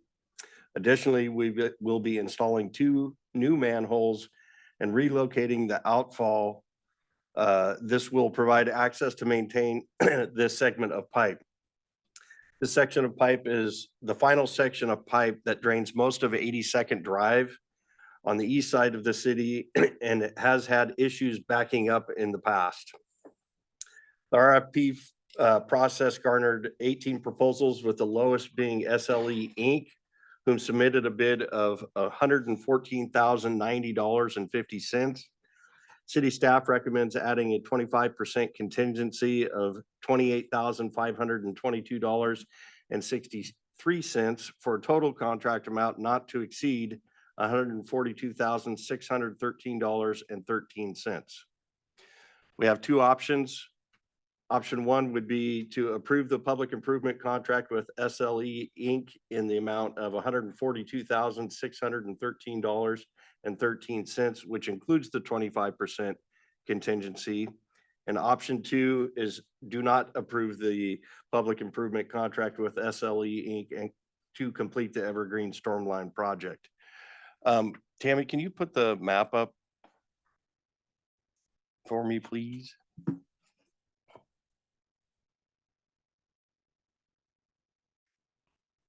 The other one.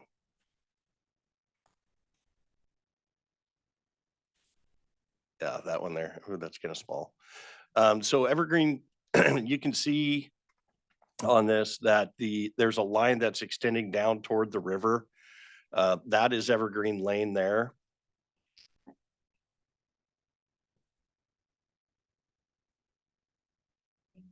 The green line, yeah. The green line that is extending down Evergreen Lane there, at the end, there's an outfall there. That's where the tree is currently blocking the outfall to this.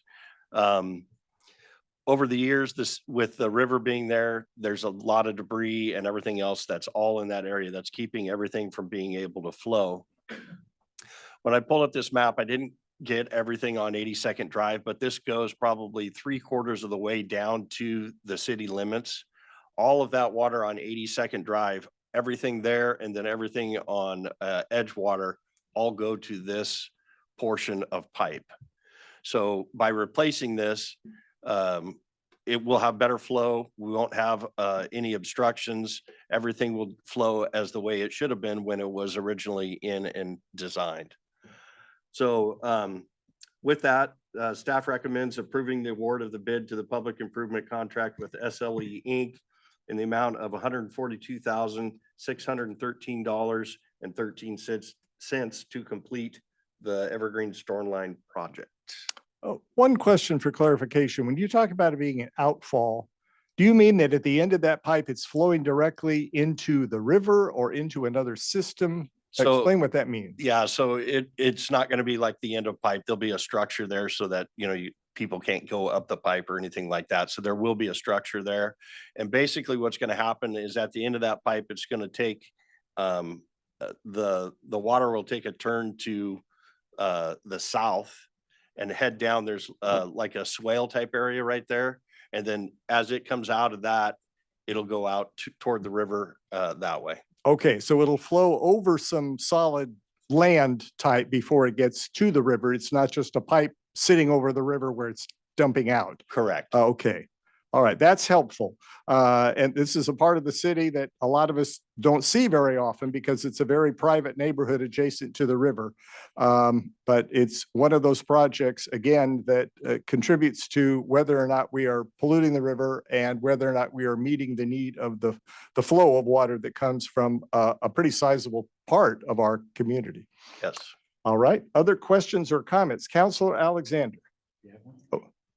I went there today to drive and see, and then I asked Jackie and she answered it. So I said, because the way you go, you have to go down someone's driveway and both houses are here. And I was like, so is that for the houses or is it for the city of Gladstone? She said the city of Gladstone, but my question would be, you're gonna have to put that pipe up their driveway across the road? Yeah, so once you get back about halfway down that road, there's a gate there. Right. That is, at that point, is actually Clackamas County property. So we have easements with Clackamas County to put that in. This process, believe it or not, has been a very lengthy process because of being so close to the river and all of that. We've got to get all that process in place. Once we got that, we had our drawings done, and now we're to the point to actually have the construction done. So that one house is gonna get a new driveway, basically. Yes. All right. Other questions? Councilor Garlington.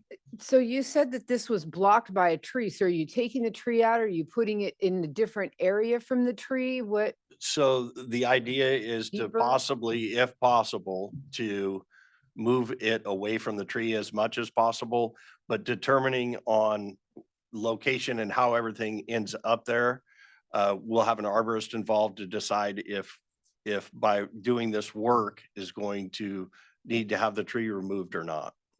So it's not the contractor making that decision. It's not us. It'll be a certified arborist. Okay. So you're still trying to put it in that path because that's just the best path for it to go. We just need to see if we can Right. It's actually going to move a little bit away from the tree. And that's what our hope is we won't have to take the tree, but right. We won't know until we get in there. No, I just was wondering about the whole tree issue. Thank you for clarifying that. Councilor Cook, did you have a? Oh, okay, I thought. Just one well-watered tree.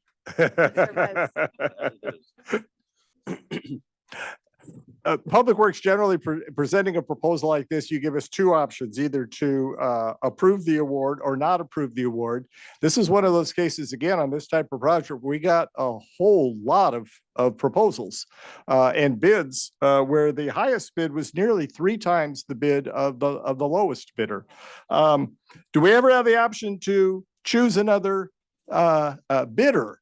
You usually don't present it that way. So just to educate us a little bit on this procurement process, what are our options in terms of the bids that we receive? And I'll defer to the city administrator if you want to on this, but I can answer that. Okay. So typically the way that the contracting rules are is if you have a qualified bidder, you have to go with a low bid unless you pre-qualify bidders. Typically with a project this size, we wouldn't do anything like that. This bid was actually under engineered estimate. We had, like you said, 18 bids. I've never put out a project that's had that many bids, that's good. But typically for the most part, it's low bid. We do go through all of those bids to make sure that they're qualified. And this bid was actually qualified, so. Okay, and I appreciate your clarifying that we do have a process of qualification and some due diligence that we do. We don't just automatically take it because it might be somebody's first time ever doing this kind of a project. That is correct. And I think the number of bids we got for this and the one we dealt with last month too is an indication that people like working with the city of Gladstone. We have a public works department that has created some pretty solid standards, very clear objectives, oversees and supervises the work to make sure that it's done properly the first time, that we don't have to go back and redo things. Because historically, we have discovered projects that were done maybe before standards like that were in place that needed to be redone or fixes need to be made. And I'm glad that we're working cooperatively with these bidders and contractors to do things right and thoroughly. So the option that is before us then is to consider whether or not we will approve this. Councilor Councilor Reichel, yes. Go ahead, Counselor Reichel. I'm sorry. I see that your hand is up too. That's okay, no problem. This is just more out of curiosity than anything else. Just going back to a question for Director Canaparoli on that tree. You mentioned that past that gate, it's county property, but that there's easements involved. So just out of curiosity, if that tree does have to be removed, that's financially a responsibility of the city of Gladstone, or does that fall on the county since it's on county property? That would be our responsibility to pay to have that tree removed. Okay, thank you for clarifying that. That's all I had. And Counselor Huckabee. Thank you. I have a very generalized question. Please give me the 30,000 foot answer, okay? How does Lovett justify 3 times the amount? Is it a different process? Is it different materials? Is it just price gouging? It could be a series of things. If you Okay. look at the lowest 3 bids, they are very close. Mhm. Yeah. Typically you will run into that. The I&I project that we presented last council meeting, that we had some bids that were significantly higher than what the low bid was. I can't really justify without looking at them side by side Right, why one was higher than the other, but that's part of the process, is to look and see where one contractor's higher in a certain area versus another. To be honest with you, I never even got to the Lovett bid. Yeah, I so. wouldn't have either. Thank you. All right, Counselor Alexander. Okay, so Counselor Reichel brought up a good question. So if they have to remove that tree, is that where the contingency will come in?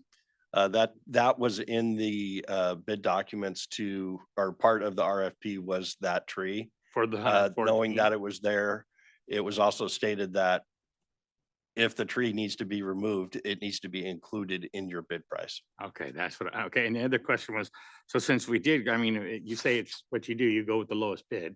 Do we get some kind of warranty or guarantee from them? Or, I mean, how's that work when you? Typically the warranty on something like this is a 1-year warranty. Maintenance bond is the way that would work. We do maintenance bonds for all our public improvement projects. And typically a maintenance bond is a 1-year period from the time of completion. Do those companies ever offer more, like, hey, if you want it for this much more, we'll give you a 5-year or anything, or do they? No, not typically. Okay, I just wonder. I don't know. I'm asking. Thank you. Well, thank you. You know, going back to last fall, when we put out bids for the other I&I project, we had 0 bids. And so to get a more substantial number later in the year was good for us. If you know, one of these folks that are on the high end had been part of a very small group of bidders, it might have been a more difficult and more costly decision for us.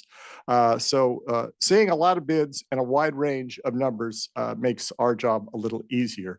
So I'm going to ask if anyone would like to make a motion regarding the staff recommendation of this.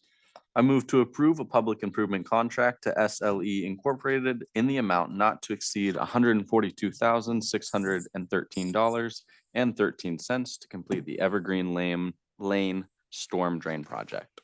I'll second.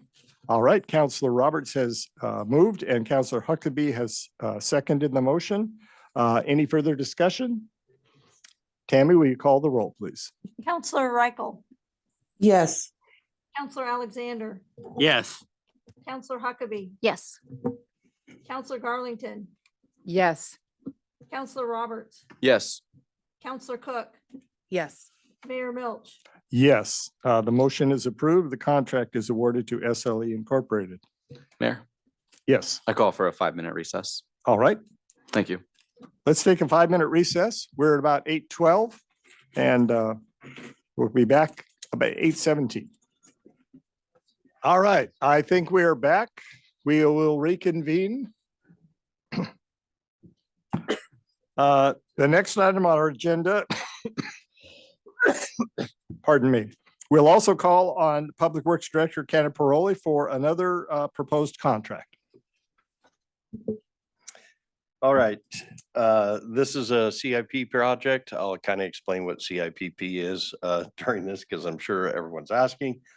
The city of Gladstone recently executed a new IGA with Oak Lodge Water Services, committing to correct deficiencies in the Gladstone Oak Lodge sanitary sewer area. This work needs to be completed by December of 2027. This is the first phase of correcting those deficiencies. This cured in place pipe project will be addressing infrastructure and eliminating infiltration and inflow in the sanitary sewer system. This trenchless technology lines the inside of the pipe with a fiberglass liner, which is cheaper than traditional construction method of having to dig up pipes and roads and everything else to be able to do that. So what this is the contractor will come in with a basically a piece of fiberglass that's the same dimension. Actually, it's just a little bit less than the dimension of the pipe. They'll put the resin over the top of it. They'll float that down to where the repair needs to be. And then they bring in a tube, basically. They pump that tube up. It's all inside of that pipe or inside of that piece of fiberglass. And they hold that, they pump that up with air to secure it to the pipe until the resin dries within the pipe. Then they'll deflate that tube, pull that tube out, and you have a new section of pipe in that area. That's what CIPP is.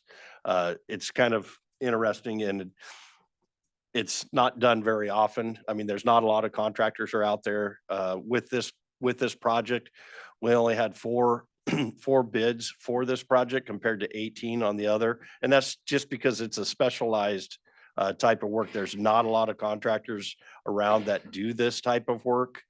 I know Wes has done quite a bit of this work. The city of Gladstone actually did a project before my time that involved CIPP. So it's not anything that's new. It's just not done a whole lot. And there's not a lot of contractors out there that do this type of work.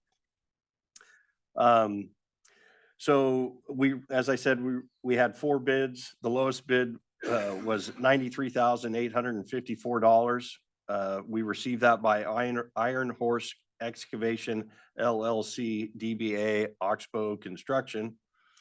For a total, where am I at? Sorry.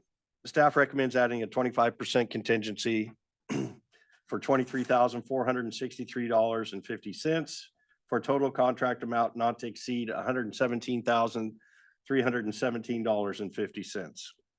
So obviously we have two options here. Option one would be to approve award of bid and public improvement contract for Iron Horse Excavation LLC, DBA Oxbow Construction for a total contract amount of $117,317.50, which includes 25% contingency to complete this project.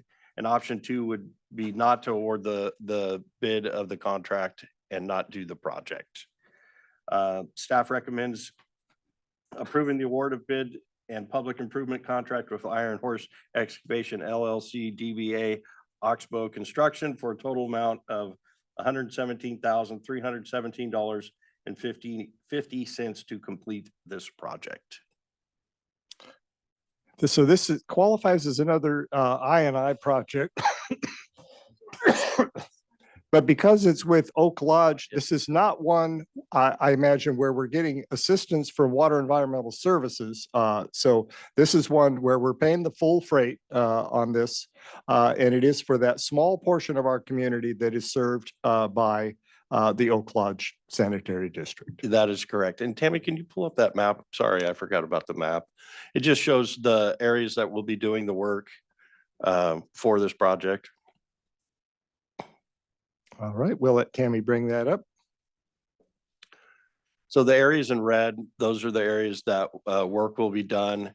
The ones that have the lines are actual, would be liners that would be going in those sections. There's only one section of pipe that'll be a full section. And that's from Tyrone Court there down to the manhole at Dickerson Lane. The rest of those will be spot repairs within that. Holes in the pipe where water's getting in, that type of a thing. And then over on be the left side of that at Barberry Place, there's 2 manholes there that we're gonna rehab the entire manhole. Those also have water coming into those manholes. Most of this work is inflow and infiltration work that is part of this. A lot of the other parts of the other phases within this overall project from until 2027, there are areas where we've got to dig up and replace other sections of pipe. This seems to be the best way to go about it. The cost difference between CIPP versus traditional construction, CIPP runs approximately $200 a foot to have it done, where conditional construction is about $750 a foot. And when you're talking about, spot repairs, that can add up in a big giant hurry. So with this project, that's why I elected to go this route. Hopefully we'll be able to go that route on some of the other ones. I know that some of them, that's not going to be able to happen, but whatever we can do to help bring the cost down would help us a lot. Is the 750, does that include the cost of digging up and repairing the streets if you have to actually access pipes? This is a non-invasive kind of a repair then, right? Yes, correct. And I'm not sure, that's an engineered estimate that I got. I'm not sure if that includes the actual street patching, but then you also end up with street patching right over the top of where that line is. So it's not a brand new road. It's just a road that now has a cut right down the middle of it. Okay. All right. Seems like a good approach to take. Any questions from members of the council? I just have one. How do you determine how much, is this part of that scoping, how much repair, how large or how long your Band-Aid is? Yeah, so with this originally, Oak Lodge came out and TV'd that entire system. Since then, now that we have our own TV truck, we have gone back through and TV'd this area too, to pinpoint exact locations as to where the repair needs to happen. One of the sections, the one that I mentioned where we're going to be doing that whole section of pipe, there was a lot of iffy stuff in there, and it would have ended up being several point repairs. And I just felt it'd be better to do the whole thing instead of just a bunch of little tiny repairs. So the TV camera that we purchased has helped us tremendously, especially with projects like this. Okay, I like that. And then, although I know it goes to the lowest bidder, as we were just discussing how that works out, I was really excited about this company because they are a disadvantaged business enterprise, a women's business enterprise, and they are an OAMI member, which is the Oregon Association of Minority Entrepreneurs. So I'm really excited about this company working in Gladstone. All right. Any other questions, comments? Counselor Huckabee. I know on some of our projects, we will do pictures and sometimes even videos. Is this something you can do to bring back an educational visual tool for us? Yeah, that's not a problem. I can get, well, I've already got before, but I can get afters, yeah. That'd be cool. Thanks. The other thing that Public Works Director Canaparoli and I've talked about is Public Works is going to be creating their own social media page separate from the city and the police department, because we've got so many infrastructure projects going on that this will allow them to update pictures and photos of all the work that's being done. I have a comment on that I'll make after we take our vote. Tammy, call the roll, please. Oh, we don't. we don't have a motion yet. I'll make a motion. All right. Okay, go ahead. I move to approve I move to approve the award of bid in the public improvement contract to Iron Horse Excavation LLC DBA Oxbow Construction in the amount not to exceed $117,317.50 to complete the 2024 CIPP sanitary sewer repair project. I'll second. All right, once again, moved by Counselor Roberts, seconded by Counselor Alexander to approve the contract. Any further discussion? Now, Tammy, call the roll, please. Counselor Huckabee, Yes. Counselor Garlington, Yes. Counselor Roberts, Yes. Counselor Cook, Yes. Counselor Reichel, Yes. Counselor Alexander, Yes. Mayor Milch. Yes, the motion passes unanimously. The contract is approved. I just want to say, you know, we approved $260,000 in contracts tonight for work on our infrastructure projects. We had a $1.7 million contract last month for the same thing. Back in 2019, we made some rather major modifications to our rates for sewer, stormwater, water, and with the expectation that we needed to do these kinds of infrastructure improvements. Somehow we don't always get the word out there that these projects are being done, because I go on social media and I see people complaining about water bills and then saying, you know, and they promised they were going to do this and nothing's being done. Well, I know we had a huge project, 2 blocks of East Clarendon Street done with a community development block grant in cooperation with the county back in around 2019. And then after we made these changes in our rates, we started doing smoke testing and video testing to identify the sites where we needed these improvements to be done. We got the engineering, which was a big cost in addition to that, to figure out what needed to be done and, you know, what size pipes and where they should go. And now we're awarding the contracts to actually do the work. We start adding up those monies and it's in millions of dollars. And fortunately, we got 1.2 million in ARPA money that we're putting toward this project. We have capital funds that we have accumulated by having these higher rates for water service. I'm glad to hear that Public Works will be putting this out front and center to the community, because I hope that the same people who are posting on social media about not seeing this done will see these posts and realize that we are doing a lot. And we are doing this to be in compliance with DEQ. We are doing it to help provide clean water to our citizens and keep our rivers clean. It's part of what we're all about. It's one of the main things we're about in the city is doing infrastructure and maintaining it. So thank you, Darren and Jackie, for keeping us posted on this and for following through on these contracts. And once again, for overseeing the work that's done in our community by outside contractors to make sure that it's done to the standards that we expect. All right, next item.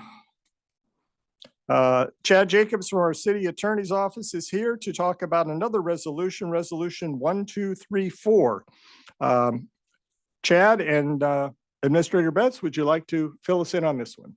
I'm going to go ahead and hand it over to City Attorney Chad Jacobs. Good evening, everybody. Chad Jacobs from the City Attorney's Office. So we brought to you tonight a resolution that the city's insurance pool, City and County Insurance Services, is requesting that their members adopt.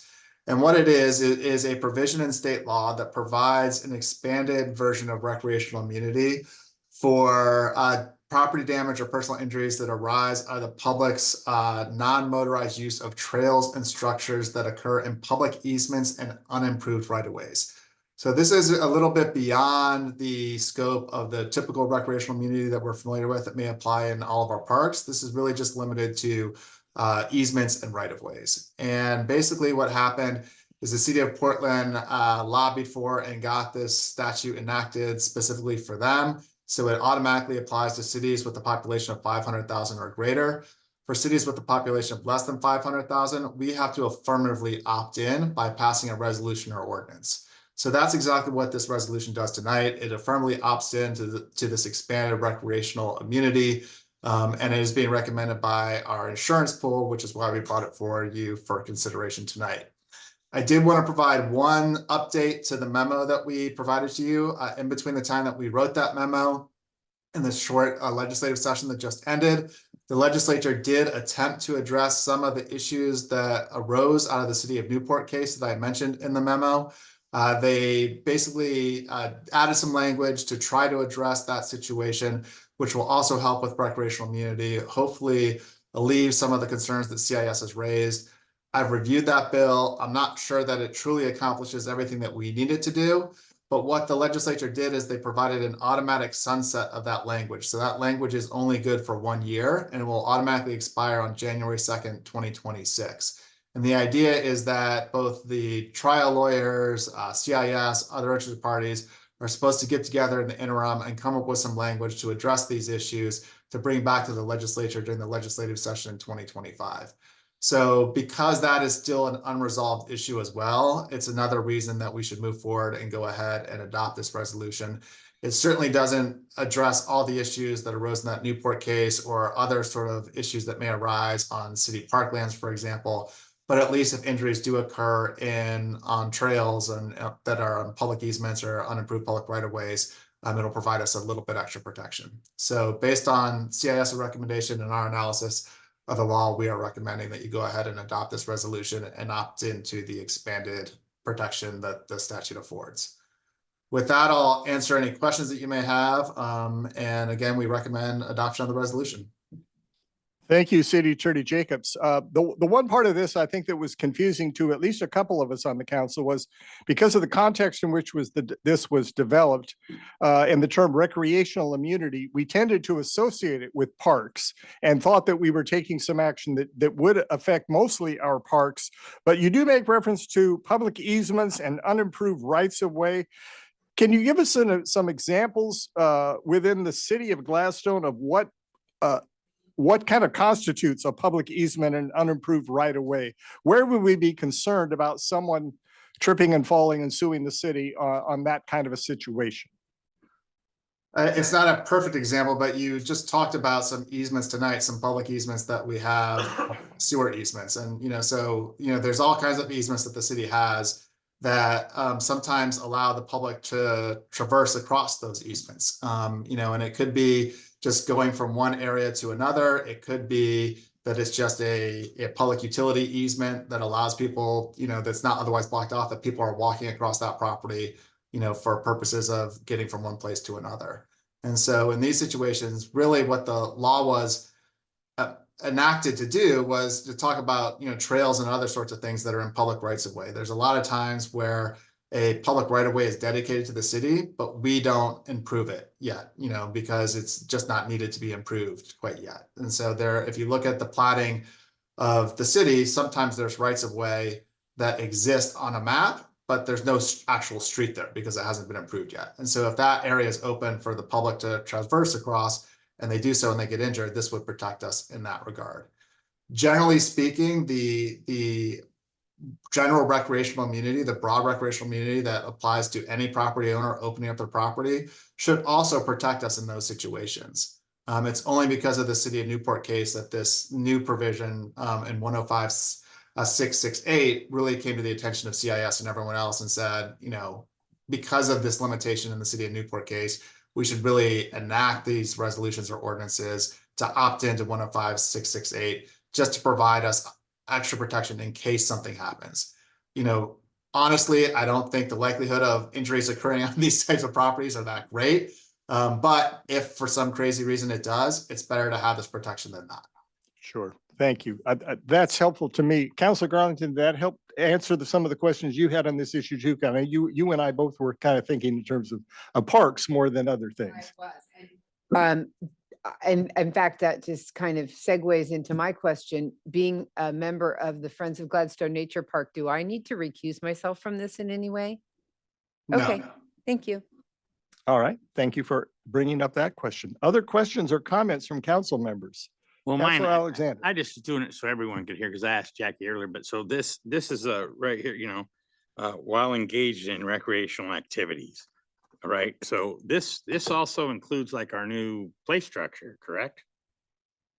This doesn't have nothing to do with any of the structures or anything else. Climbing on backstops at the park or doing, you know what I mean? Yeah. So there's in state law, as outlined in the memo, there's two different statutes related to recreational immunity.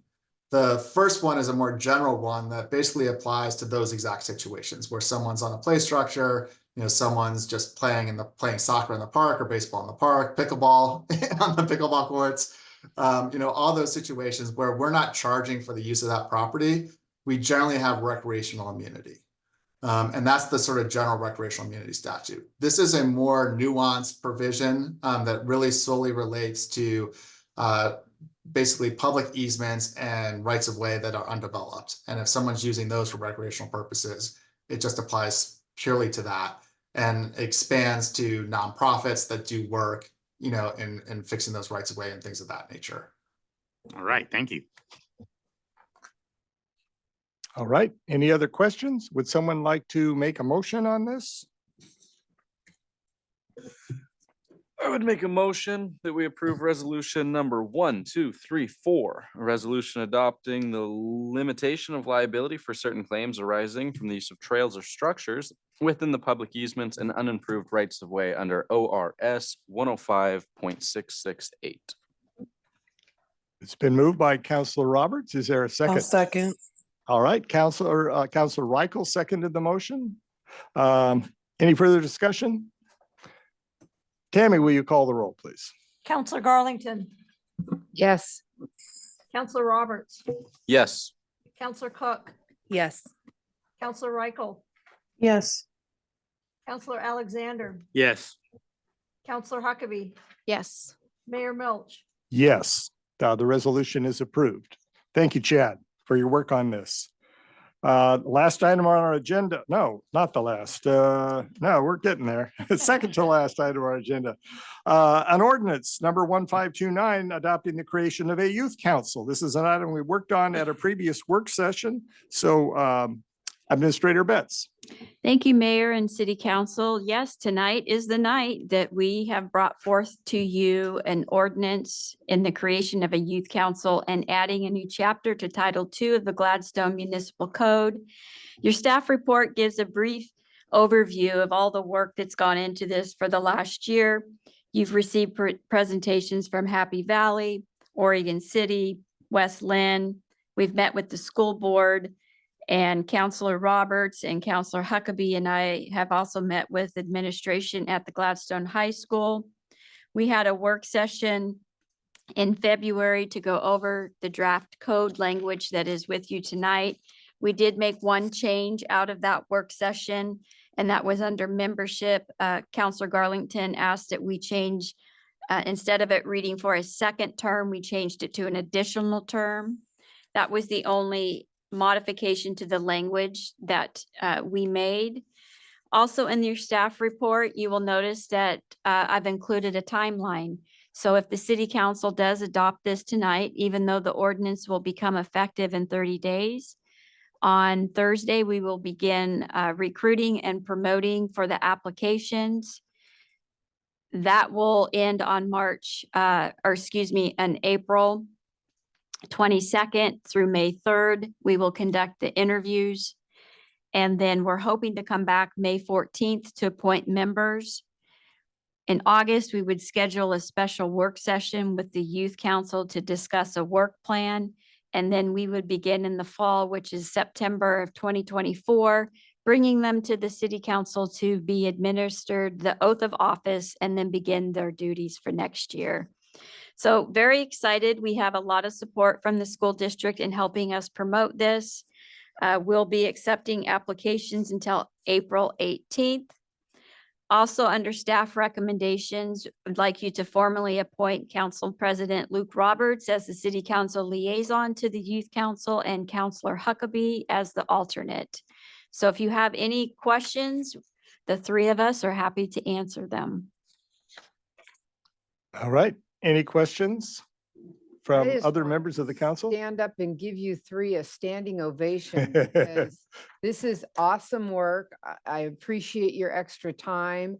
I know it's, extra meetings, both of you and Administrator Betts. Just thank you very much for doing this. It speaks volumes, and the fact that you put it out there and made it happen, good on you. And that you have a timeline for implementing it immediately. It's not something that's going to fall through the cracks, but you have made sure that that you know what steps need to be taken and work them into your own schedules and the schedule of the city. So that's important. Yeah, I feel the same way. I'm grateful to our council members and staff and all the community members also that played a role in this, and our neighboring communities that had a big role in helping us to understand and develop this. All right, is there a motion? I'll make a motion. Okay. I'll make a motion that the city council approve ordinance 1529, an ordinance adopting the creation of the youth council and adding a new chapter, Title II of the Gladstone Municipal Code, Chapter 2.90 Youth Council. Okay, and we'll stop there. We'll do the second one as a separate motion. Is there a second to that? I'll second. All right, Counselor Alexander moved and Counselor Reichel seconded the motion to adopt ordinance 1529. Any further discussion? Tammy, will you call the roll, please? Counselor Huckabee, Yes. Counselor Alexander. Yes. Counselor Reichel, Absolutely, yes. Counselor Cook, Yes. Counselor Roberts, Yes. Counselor Garlington, Again, thank you and yes. Mayor Milch. Yes. The ordinance is adopted. It adopted unanimously, so there's no need for a second reading. There's another recommendation from staff. Would someone like to make a motion regarding that?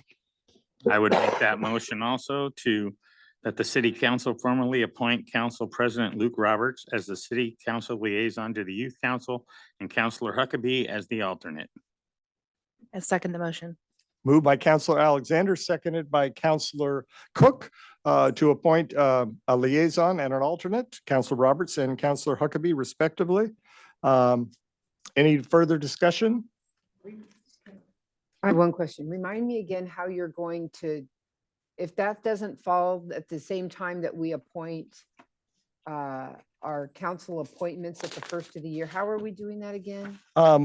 Remind me. Let's see, I have to review the charter or our rules to see whether we do that every year, every other year, but I would assume this one, the year for the work year for the youth council itself will coincide with the school year rather than the calendar year, which is the council's year. Right. I would be amenable to having those same people continue in that role if they are still on the council and still interested in serving. I would just, at that time, when I make the list of appointments of liaisons, I would just insert their names, assuming no change. But all of these are subject to change anytime. Right. And the only reason I ask that is if either one of these two ends up finding themselves overloaded and they needed a change at the end of theirs, does that come up every year? Yeah, we could, at any time that could come up. Thank Yes. you for that. Okay. All right. Any other questions or comments? Tammy, will you call the roll on this motion? Counselor Cook, Yes. Counselor Reichel, Yes. Counselor Alexander, Yes. Counselor Huckabee, Yes. Counselor Garlington. Yes. Counselor Roberts, Yes. Mayor Milch. Yes, the appointments are approved. All right, one last item. Gladstone Ad Hoc Tree Board, appointment of committee members. Administrator Betts. Yeah, very excited to be able to recommend to the council to appoint some representatives from the community to this. As you recall, back in November, we had the Oregon Department of Fish and Wildlife come and do a presentation on Tree City USA. The city council at that time gave me direction to go ahead and make this a council goal. And in that process, what we need to do by the end of 2024 is we need to create a tree board. That tree board will be responsible for helping us develop a tree ordinance. We have to establish a community forestry program with an annual budget of at least $2 per capita, which we currently have. And then we have to adopt a resolution proclaiming Arbor Day observance, which we will do in April.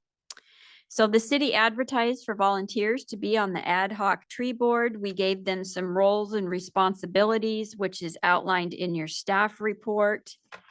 And the following individuals expressed an interest. We have Eric Butler from the Gladstone Parks and Recreation, Nancy Eichstead, the Friends of the Gladstone Nature Park, Kim Baller, Gladstone resident, who is here tonight, Linda Cosgrove, Gladstone resident, Justin Prouty, PGE representative, and Sandy Dittmar, who's a Gladstone resident and wholesale nursery professional. So the city council has the option to remove names or add other names. The one thing we didn't consider was whether or not an elected official also wanted to be on this tree board. I don't believe you have to. I know you all have a lot of assignments, but I certainly didn't want to preclude any of you if you did want to be on there. Once the city council appoints the members, next week we'll do a polling for our first meeting, hopefully in April. And we're very excited to move forward on the Tree City USA designation. All right, thank you for getting us to this next step in this process. Listening to President Cook from CCC tonight and talking about their whole horticulture program and its emphasis on trees, I know we'll have some good local resources. And this is a wonderful group of volunteers who are stepping up for this project. I hope it will bring great things to this community. And if any city councilors are interested in serving or attending these meetings, you're welcome to. And if at some point we decide we want to appoint you officially as a liaison to that, we can do that, but I won't force anybody to make a decision on it tonight.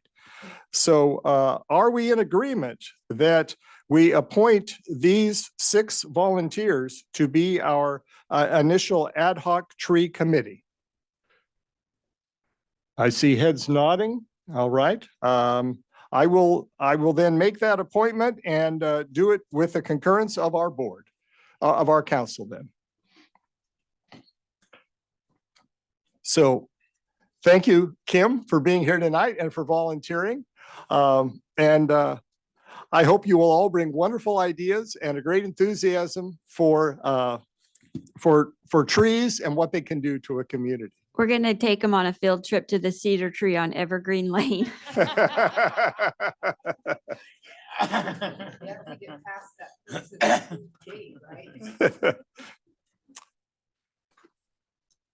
All right.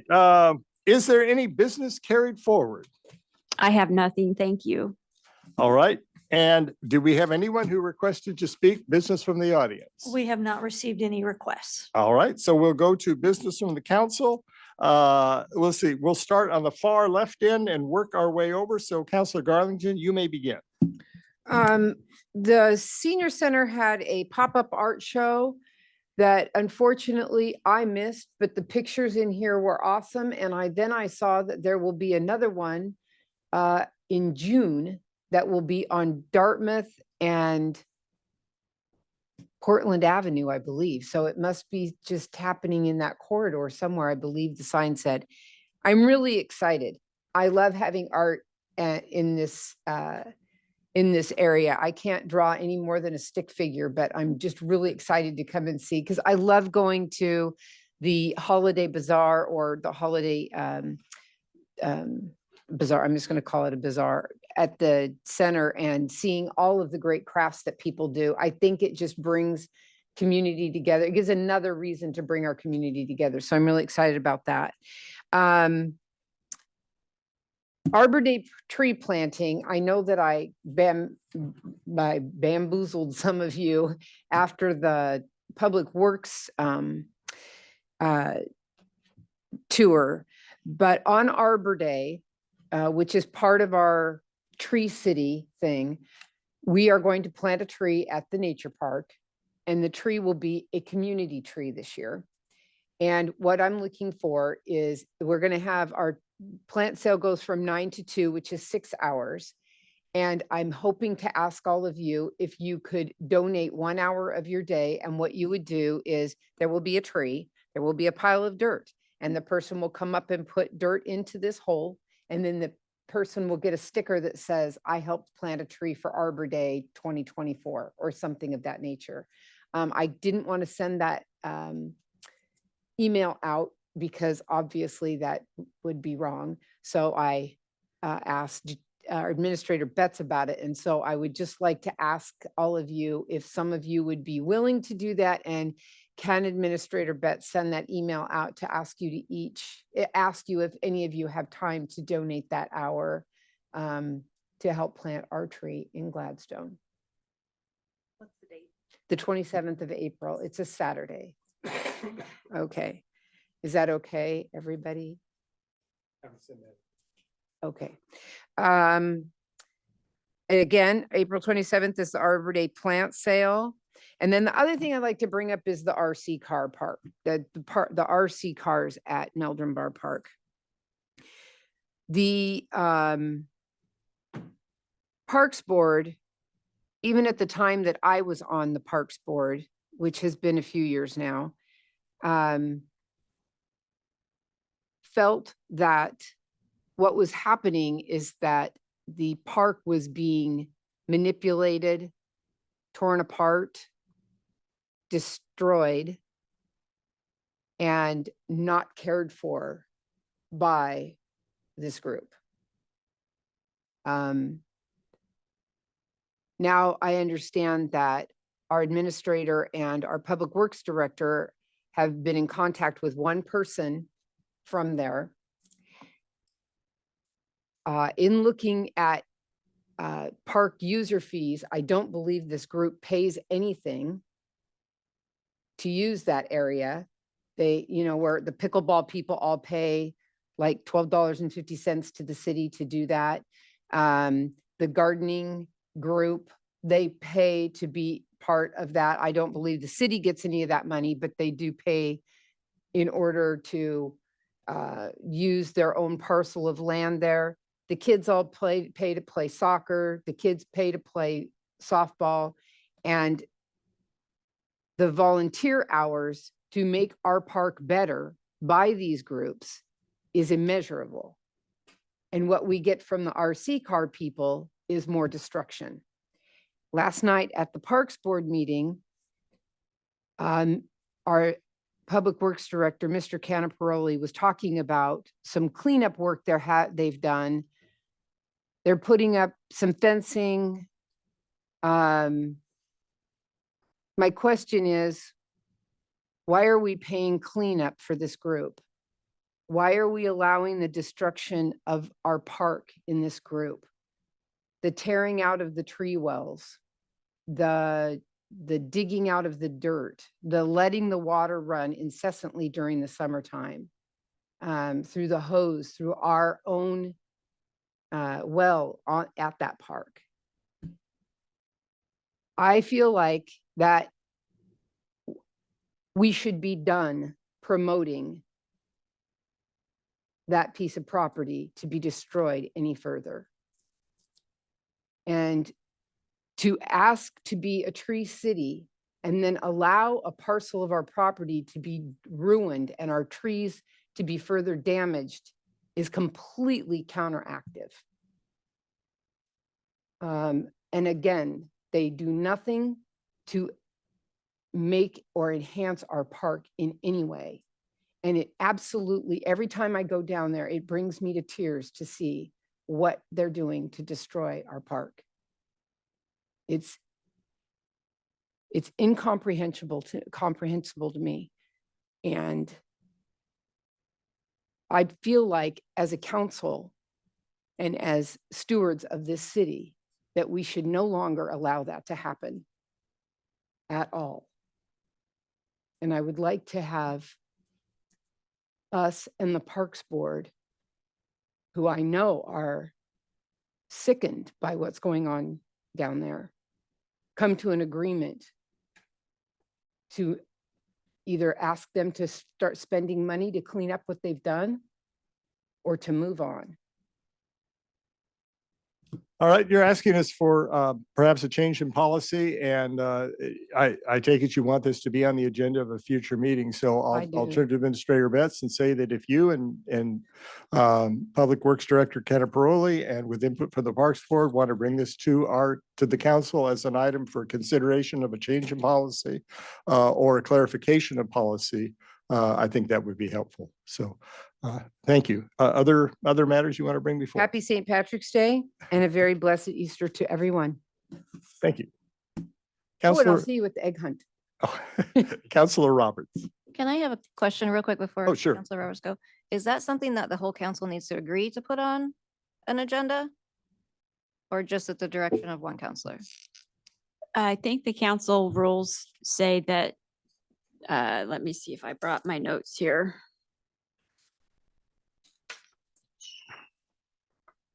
Council members may request items be placed on an agenda. Council members may make agenda suggestions at any council meeting or by communication with the city administrator. Council members will make best efforts to reach consensus at a public meeting on agenda items and should obtain staff input before requesting an agenda item. So if Mindy is asking this to be on a future agenda, I believe it needs the consensus of the city council to do that. Is there consensus that it would be helpful to add this to an agenda? We've not, I don't think so. I mean, I use my RC cars down there. Oh. I've never seen that. I've never seen that change. I've never seen them destroy anything. They pay their $3 to get in the park, which is what the parks people wanted to start with. They get to use that area. It's been there forever. Just like the people that jump their bikes. And stuff. I would avoid trying to get into a discussion tonight. I would just simply answer yes or no if you want it on a future agenda, and then that's when we would have the discussion. well, it is a request to sort of establish a policy and not specifically the policy that Councilor Garlington would articulate tonight, but obviously Councilor Alexander has a different view. So since there are views and we want to be consistent, the question is whether it would be helpful to discuss it and develop a policy. So a yes or no to that, I guess, is what I'd like to see. Councilor Garlington, I assume you're a yes. Councilor Roberts, would you like to see this brought up at a future meeting so that we can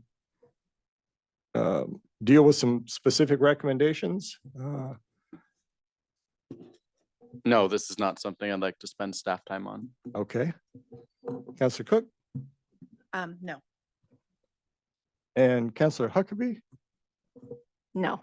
Councilor Reichel, you serve as our liaison to the Parks and Recreation Board. You have some input on this? I do. I would like to say that I'm not opposed to discussing it and how it impacts our city, but I do believe that our city staff has already reached out and is working on building a relationship with the group that utilizes that space. And I'd like to give them a little bit of time to work that out before we really take a hard look at it, because it's going to take, you build a relationship. So I All want to right. see that relationship built before we approach it as a council. All right, I see. The consensus then is that we not bring it as an item right away. I think Councilor Reichel, you articulated a good point of view. Let's see what staff can do through trying to build a relationship. I'm a little confused about whether we know who this group is, or I know that the sports groups, the pickleball group, those organizations, we have identified leaders, contacts with those. It's not as clear with this group. And so if we can sort of forge that relationship, then that will guide us to the next step. So let's not add it to immediate agenda till we hear from the city administrator on this. But thank you for bringing it to our attention, Councilor Garlington. Councilor Roberts, you are next in line for business from the council. Thank you, Mayor. To wrap up on that without stating a stance, I would be happy to see that come back as an update from our administrative staff as far as kind of where that lands, much like we've already been updated on this matter, and see if from there we see a course forward that we need to take. But at this point, I don't see that being necessary. Okay.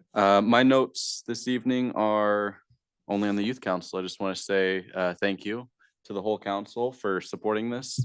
This is something that I was very passionate about, and so I'm happy to see that there's such support in our community at all levels. So thank you, everyone.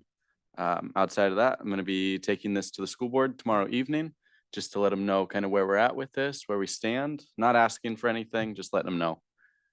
So thank you again also for giving me the ability to do that. Thank you. Councilor Cook.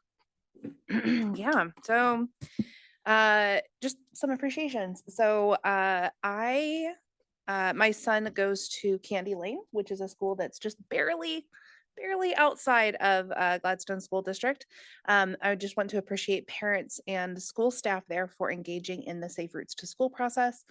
Jackie invited us all to take a look at just making sure kids get to school safe. The police department was there. They had a wonderful presence at pickup. That introducing themselves, handing out stickers to kids. I just really appreciate both as a counselor and as a parent, the engagement of our police department, making sure that we have policies in place to make sure our kids get to school safely. On another school note, this morning I got to chaperone my very first field trip for my son, who's currently in kindergarten. They had a field trip about community helpers. So they got on the bus, we unloaded at Max Patterson, walked over to the fire station. Shift B was on shift, and man, I don't know, I wish I caught this firefighter's name, but he did just such a fantastic job just relating to the kids. They did a lot of fire safety education. Really, you could tell the kids were just soaking it all up. And I really do think that, you know, my household is safer because of the education that my child received today. And I know a lot of other local homes are safer as well because of the effectiveness and the engagement from our fire department. We also visited the Gladstone Library, which was super exciting because I think it was the last field trip that they're going to do in that building from my child's school, at least. So that was really wonderful. And the librarians there did, again, an absolutely amazing job of engaging kids and letting them know what resources are available to them right here in Gladstone. So just, you know, kind of like a Richard Scarry book, you know, I was a little worm getting into my Apple car today and, you know, showing my kid around Gladstone. It was really a lovely experience. And I'm so grateful to be able to live here. And then the last thing is just we have some important holidays this month. So I want to wish everybody Ramadan Mubarak and happy Easter. Thank you, Councilor Cook. Councilor Reichel, your turn. Okay, I will try to make it quick. So Parks Board met last night. Couple of really exciting things that are going on. The playground at Meldrum is now open. I think most of us were there for the grand opening. Darren said that it's just been crazy busy down there. Kids are crawling all over that thing. So it's very popular. It's been great success. So that's exciting. And following on that project, next up is the Robin Hood Park. I know that people are kind of watching that and waiting for that to be completed. The only thing we're waiting for is just a little bit of nicer weather because in order to put down the bark chips, they have to do some soil remediation, like dig it up a little bit and get the bark chips in. So that will be coming soon. Hopefully, if the weather is nice later this week or next, they should be able to get that taken care of. So that's super exciting. Director Canaparoli also met with a resident that had questions about the park over in the Ridgegate neighborhood. I have the official name. It's the David M. Scott Park. Everybody refers to it as Ridgegate Park. But after meeting with that resident, they kind of talked about some ideas and improvements to make that area more recognizable as an actual park and providing park space to that neighborhood. And let's see what else. They're reviewing a grant.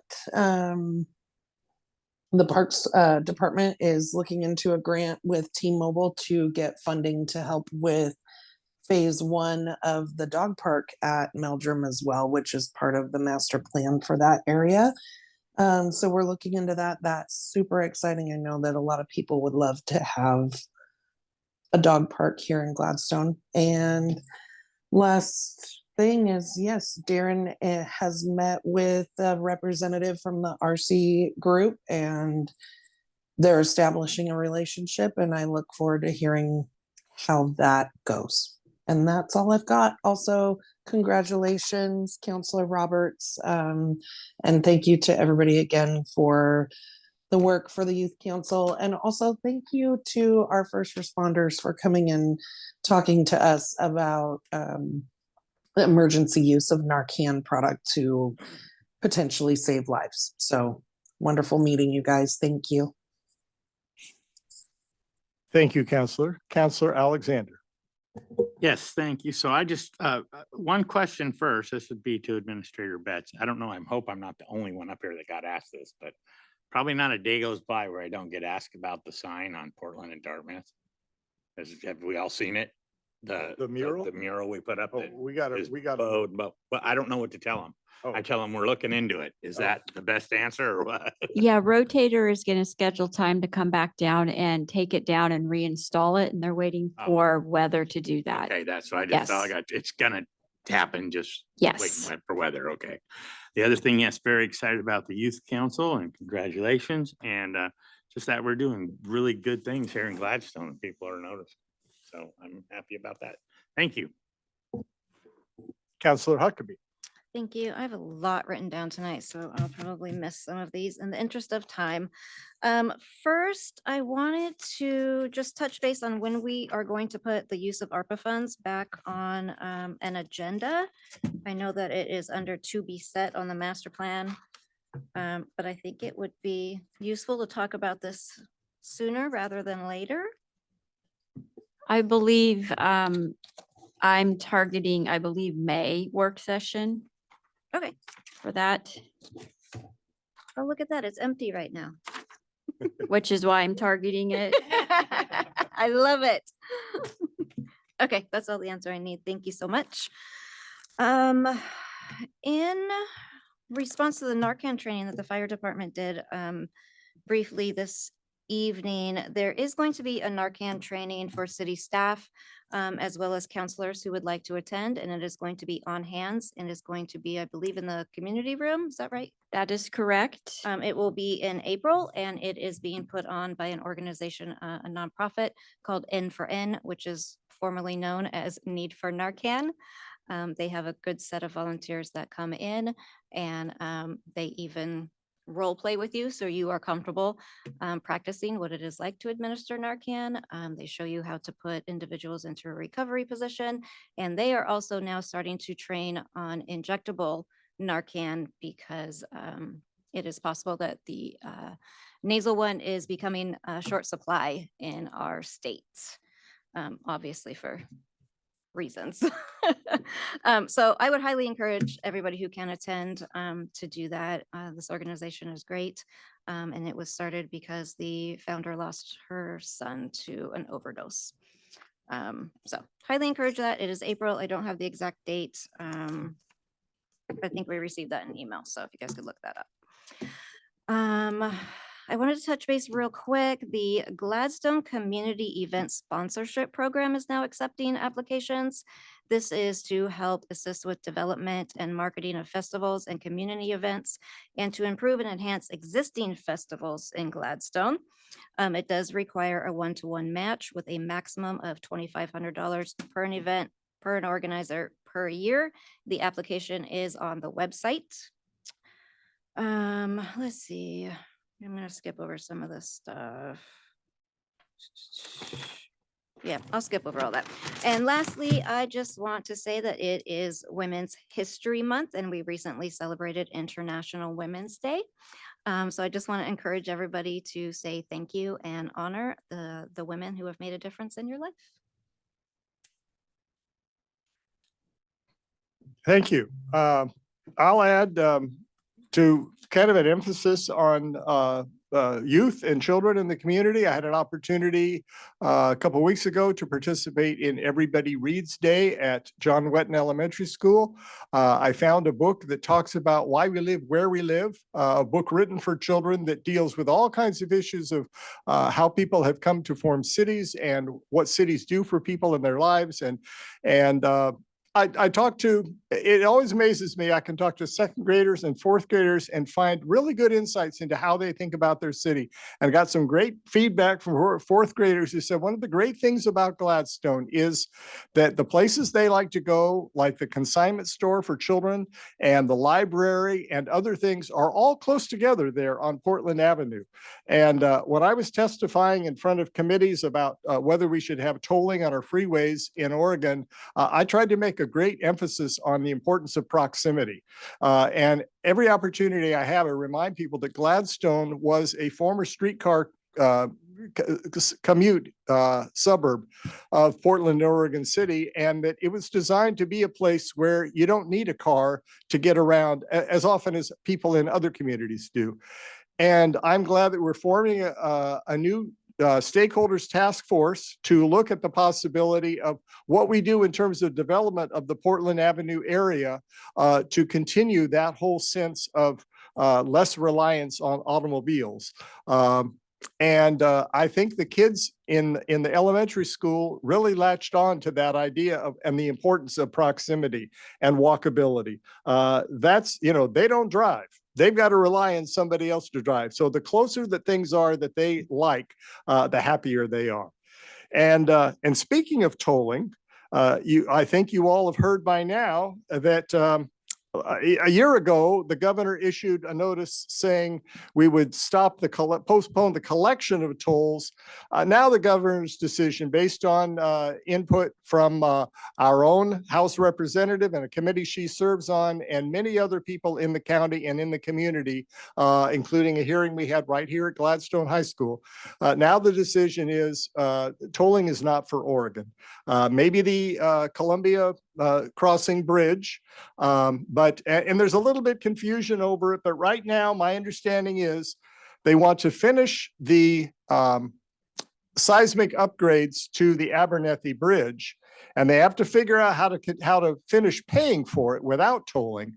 But there will be no tolling on I-205 or I-5 anytime soon. And whether that remains an option for how we fund road projects in Oregon in the future, I don't know. But I think the charge on the legislature now for next session next year is to come up with an alternative way to make sure that we have safe and efficient transportation system.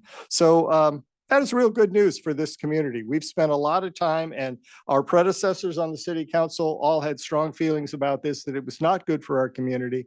And I asked people to do it for Veronica, who lives on Arlington Street, that gets a lot of traffic coming through when people divert from I-205. So I think it will be good for everyone. So I thank you all for the hard work that you've put in on this council. We accomplished a lot tonight. It was a big agenda and we got through it. So I'm grateful to all of you. I will accept a motion to adjourn. So moved. Second. All right, it's been moved by Councilor Huckabee, seconded by Councilor Roberts. Tammy, if you'll call the roll, please. Counselor Cook, Yes.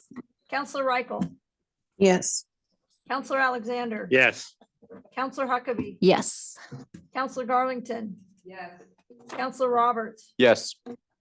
Mayor Milch. Yes, motion passes. We are adjourned at 9:14 p.m.